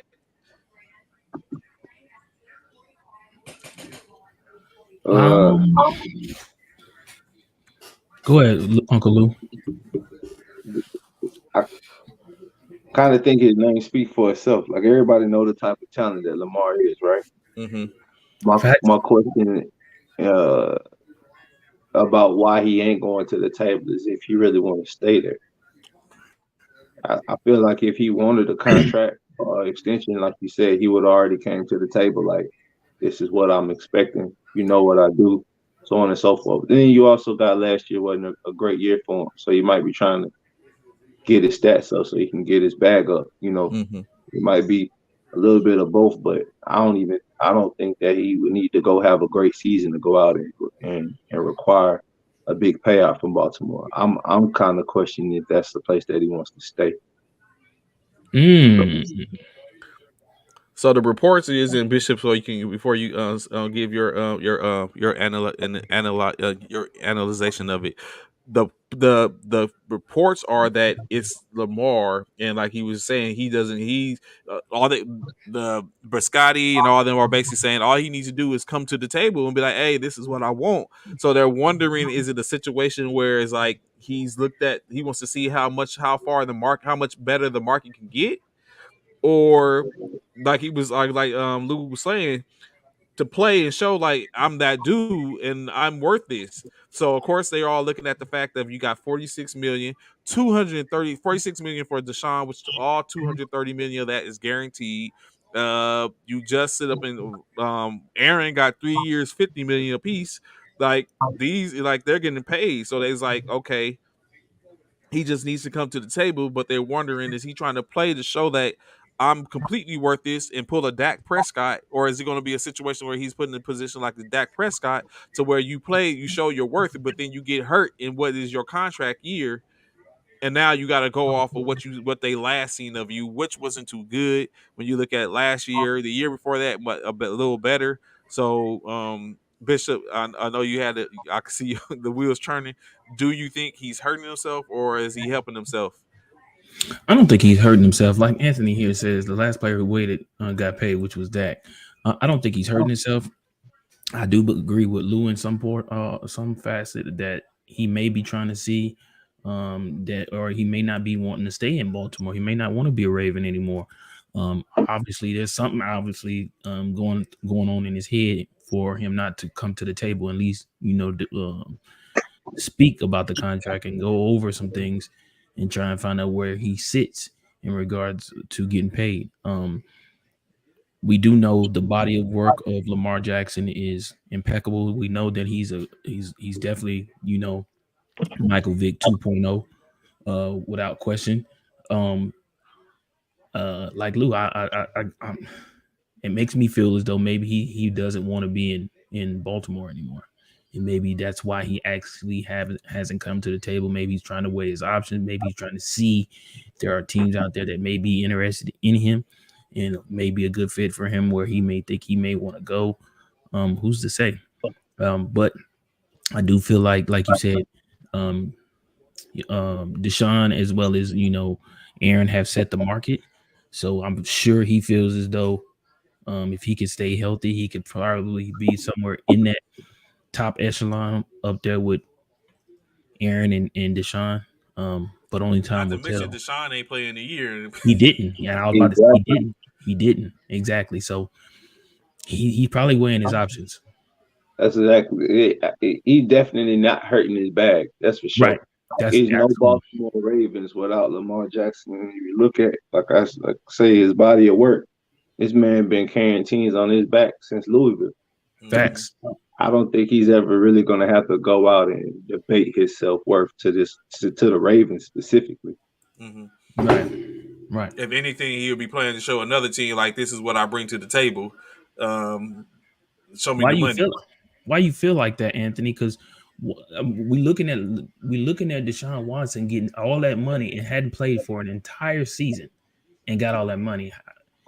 Why wouldn't he surpass Deshaun Watson or Aaron Rodgers in regards to pay when we've seen him play more recently than we've seen Deshaun Watson play? That's just a question for Anthony. So I know it's for Anthony, but when I look at it, while I know he's probably typing in what he would think. When you look at it, like we said, Deshaun. The last we saw Deshaun Watson, he was immaculate. He was. I mean, he didn't get. I think actually Did, that year last time we saw Deshaun, who won the did they make the MVP? playoffs? No, Nope. I don't think they made the playoffs with Deshaun the last because time he true, played. but we all know why they didn't make the playoffs. Just like why Arizona's debacle happened. We know teams that have D Hop are heavy. D Hop rely heavily on D Hop, and when you remove him, it's a problem. Uh, but I think that's what it is. And with Lamar in the Ravens aspect of the Ravens, he solidified. Like he ain't got, like I said, we just looking for him. We waiting for him to come to the table. Like we don't want to continue to be like asking him like, "What's up?" So AP, that is definitely debatable. It is. I would It's say that definitely it debatable. two get Styles two different styles. of players, but I feel it's debatable. And the only reason, and you almost for me, and I'll ask everybody else, including Lou and Trey. For me, you almost have to give it to Lamar because of the fact that we've seen him play more recently. Yeah, we're going off of what Watson did the last time we seen him play. However, comma, that's a whole season that he sat out. An entire season. He didn't play not one game. So is it still the same Watson? That's a whole year older. That's a whole year that he didn't take no hits. Yeah, he's going to be healthier than Lamar, of course, because he had a whole year to stay healthy. But my personal opinion, I gotta lean toward Lamar because I seen his body of work more recently than Deshaun's. I think Lamar has done more with less than Deshaun what Deshaun has. Because when you look at Lamar, he didn't have anything last year. He still got them to a eight, and although it was a losing record, he got to 8-9. If it wasn't for that additional game, they might have been a 500 team. We all have talked about. You got to think their whole within week one, their whole running back room was decimated. He didn't have anything in the receiver with Hollywood, you know what I'm saying, dropping balls here and there. Yeah, he did have Andrews. All he had was Andrews. which helped Andrews get his bag, or is going to help Andrews get a bag. And then when you look at Lamar, when he last played, like you said, at some point he lost D-Hop, and he had to do it on his own, and it wasn't as aesthetically clean as Lamar having to do it on his own. So I would give it to Lamar as well. Definitely. It's a totally different side of the game that you're gonna have to deal with when you dealing with Lamar. Like playing quarterback in general. When you got to worry about someone's legs, like you got to worry about Lamar legs. Them windows, them passing windows, go from this to this. Yeah, absolutely. Absolutely. And so like that comparison alone, he's able to get you offense in two different tiers of the game. Throwing on the line, he's not necessarily the most accurate or as accurate as Watson, but that the speed he works with, and like you say, the drops that he's dealing with, that's not a knock against him. That's a knock against his core and the talent around him. Yet they still are in every game, and depending upon him primarily to get them there. Like even in that year that Watson had like that, they were nowhere near competitive. Facts. I totally agree with you. So Anthony Price, I hear what you're saying. You saying Watson is can do better in a different system. We will see because he's going to Cleveland, so it's definitely going to be seen. Well, he got running backs over there at minimum. He got a backfield, right, and he got a receiving core. So we gonna see. Yes, we haven't seen Lamar in a different system, but we ain't seen Watson in a different system until this upcoming season, and we may not see him for at least 6 games if they decide to suspend him. So with that, we'll see. Lamar, I feel like, just like I said, people thought about that, said the same thing about Vic. That's why I call Lamar Michael Vick 2.0, because they thought the same thing about Vic when he was in Atlanta. Oh, Vic can't go nowhere else and do what he do. He came to Philly and did it. Came to Philly after being in prison. Philly took a chance on him and brought him back in Philly, and he came and showed out in Philly. Huh? I said, what was he in 6? He did a 6-year bid, 3-year. How long was he locked down? I think it was 3 years. I think he did a 3-year bid. But yeah, he was away from the game for like 3 years and came back and still was playing at a high level in Philly and almost took him to the big game. So so when it's all said and done, I feel Lamar is that same type of individual. You know what I'm saying? I feel like Lamar can strive no matter where he goes, because like Lou said, the fact of the matter is Lamar has that weapon in his legs. And like he said, when you're able to get outside the pocket and force defenders to make a decision on whether I should come to the quarterback or stay with my assignment, right there, he already got you, because now you have to make a decision. And when, like Lou said, that small window, once he gets out of the pocket, becomes a huge window. It's hard to defend that. It's hard to defend that. Hey, as I always say, Kansas City had made a living off of that. So that part. Patrick Mahomes is a sure example of that. A true example of being out of the pocket and be able to find wide open. Used to be wide open. Tyreek Hill now. He's no longer there. But anywho. So a couple of things real quick. New Orleans signs. I wonder if Leo's still in here. New Orleans signs Andy Dalton as a backup for $3 million. A 1-year deal, $3 million. That's a problem. That's a problem, Trey. That's a problem. Is it? Andy Dalton could possibly. We're talking Andy Dalton, Jameis Winston, and old boy Taysom. It's a 3-man. Anyone could win that quarterback battle. You know why it is not a problem? Because Coach Allen, their new coach, is looking at moving Taysom Hill to a tight end. What? What is Taysom Hill's bill? What you can see the look on your face right now. Is Taysom Hill that big? No. But I guess he's athletic enough. I think it's more so we say tight end, but see right now I need old boy to see. That's the same thing they try to do to Tebow. Look at Kim. Kim on it. She's like, "Them my Saints. You ain't gonna tell me nothing about my Saints." Taysom going to tight end, bruh. They try to do the same thing with Tebow, and where's Tebow at? His ass is we're at not. home. We're not going to compare Tebow and Taysom. They're not the same. They're not the same. Why not? They both tried to play quarterback. Why not? Okay, don't worry. I'll wait. Taysom an actual weapon though. He not Yeah. he not on the same line as He Tebow. said you actual weapon. Tebow was just a big dude that knew how to win. Taysom, they try to put him in wildcat. They try to put him in slot. He just one of them dudes that need to be on the field, and they're not necessarily comfortable with him playing QB. That's what I Obviously, believe. so Yeah. they're trying to move him somewhere where they can So he make can sure still that be a people. weapon. Yeah, So because he's still able to go wildcat. You still haven't put him back there, put him in positions, put him on tight end. Let's just be real. They say tight end, but we know they're gonna line him up on the line. He's not gonna be blocking anything. It's gonna be here exactly, and there, and he's gonna slip every so often and slip into the backfield, catch the linebackers and stuff like that, slipping smaller cornerbacks. Like he said, they finna use him as a weapon. he's gonna be I, more of a slot than a tight end. That's for sure. hmm you think so? Okay, so he's 6'2". That's a short tight end for one. That's a real I short was about tight to end. say he an inch taller than me. Yeah, that's a short tight end. Yeah, that's a real short tight end for one. But we do know he has speed. hmm Got it.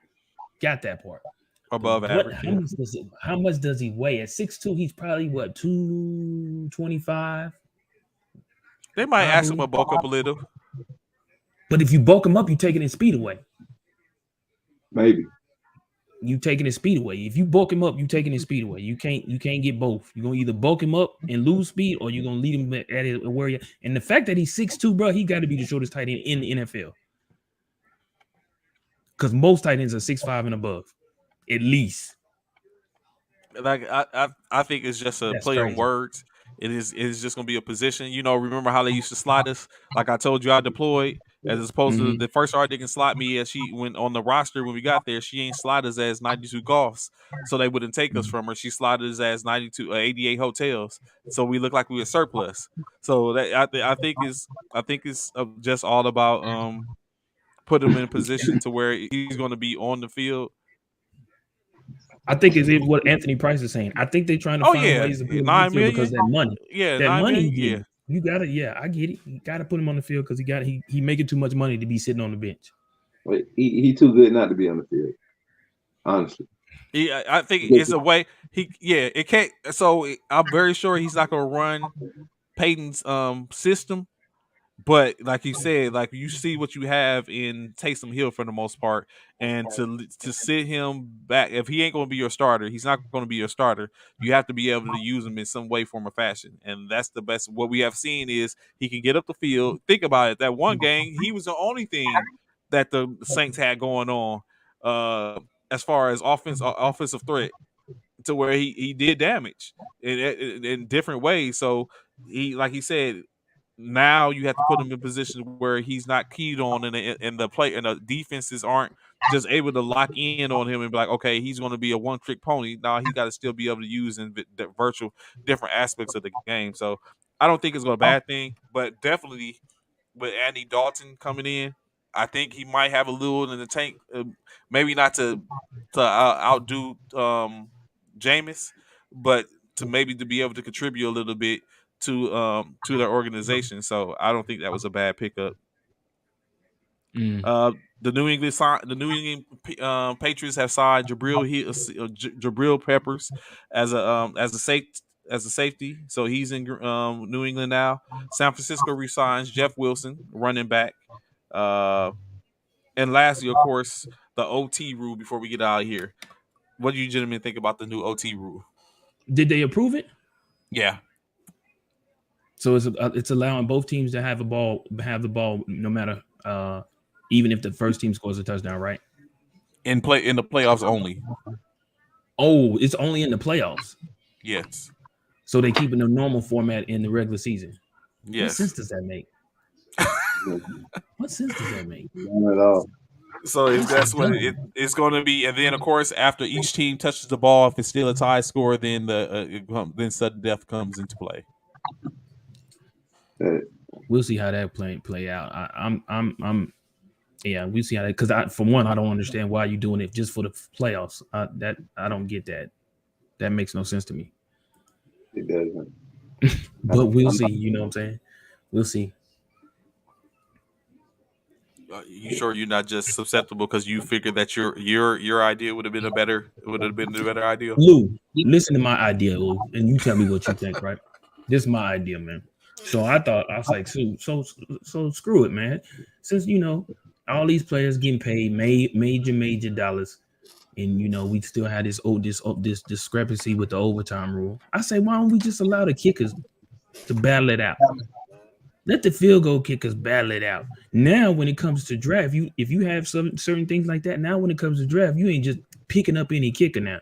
You got to really sit and do some research on these kickers because your kicker may be the person who you need in the long run to get you a win in OT. I say let them kick it, let them kick it until a kicker miss a field goal. If the whole reason for going into overtime is to settle the game as soon as possible, I don't really, Facts.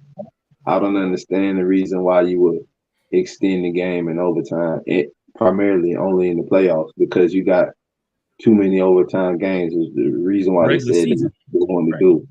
Right. So like that doesn't make any sense. You got the best teams in the NFL playing. You should expect it to be a close game. Right. Mm-hmm. Facts. And at that point, that pressure that there's no turning back is what makes overtime overtime. Agreed. You're really just gonna play it like it's another quarter. It doesn't kind of takes you know takes a little bit of energy out of it. If you ask me, if I know this is do or die right now, and I cannot fail, then that's solid. And we all know pressure busts pipes. So All day. now you're giving All somebody day. a second opportunity. It's kind of diluting the game, specifically overtime. But that's just my personal opinion. No doubt. No doubt. So, of course, that's it. We have hit our time for today. We greatly appreciate y'all watching with us. We greatly appreciate Mr. James Lewis, Uncle Lou Uncle coming on, Lou. saying rocking with us for today, giving some intricate portions of the game and aspects when we talking about the like you said, the military basketball from you can tell from a coaching standpoint, as he breaks down and analyzes greatly has been a great honor, great show. Lou Bishop, any words before we get up out of here? No, man. Only thing I want to say is mainly is man, again, thanks Uncle Lou for coming on, James Lewis for coming on here, giving us his time, man, taking the time out of his day to grace us with his presence on here on the show, to be able to give his knowledge. Really appreciate you, man. We love to have you any day of the week. Thanks to everybody that was watching, from the Kims to the Rons, to the Anthonys, to the Freddys, all of y'all. Again, as I always say, this show is not a show without y'all. Kimberly said, great show. We appreciate y'all. Enjoy your Wednesday. Enjoy your hump day. We're going to see y'all tomorrow. That's all I got, Lou. Trey. All right, yes, sir. Yes, sir. Lou, what you got to say, bro? Not much. I just appreciate y'all for letting me come on. Talk whatever shit with y'all boys. It was an honor. Keep doing what y'all doing. I appreciate it. This was a good time, man. Yes, That's sir. what's We up. hopefully we get a chance to you. We plan to try to be down there for the NBA. You might actually see Bishop at the end of the month. He lives in San Antonio, so he might pull Yeah, up at the for sure, Nationals. for sure. I'm still trying to figure out, but we also are trying to plan. We got to get with Mr. Mike Myers and see if he allows us to grace be in y'all presence during the NBA finals. So you might saying see us again. So if not, we gonna say continue to check out. Saying maybe hit you back and see where y'all at with it. I know y'all got the as y'all regular season is done, I believe. I know y'all getting ready to go into y'all conference championship tournaments. The Fort Polk team, I know they supposed to be playing in the West. So yeah, so we just definitely still be around. So, It's go time, basically. yes, That sir. is facts. So we greatly appreciate y'all coming out, rocking with us. We look forward to see you tomorrow. Although you may not catch myself, but you should catch Bishop. I think our frat brother AJ. I think another military basketball military community, basketball community, and JT. Y'all should have them, so it should continue to be a good show. I have fraternity business I have to attend to, so I might not be there, but I might pop in for a second, say a quick word, and then get to what I got to do. We greatly appreciate y'all coming out. We look forward to see y'all tomorrow, same time, 09 to 1100 hours, every Monday through Friday. And of course, that's Central Standard Time. If you're on the East Coast, West Coast, y'all know how to do the math. Y'all can figure it out. We look forward to see you tomorrow at this time. Show attention, fall out. Enjoy the rest of your day. Military Fraternity Incorporated. We'll holler back at y'all. Peace.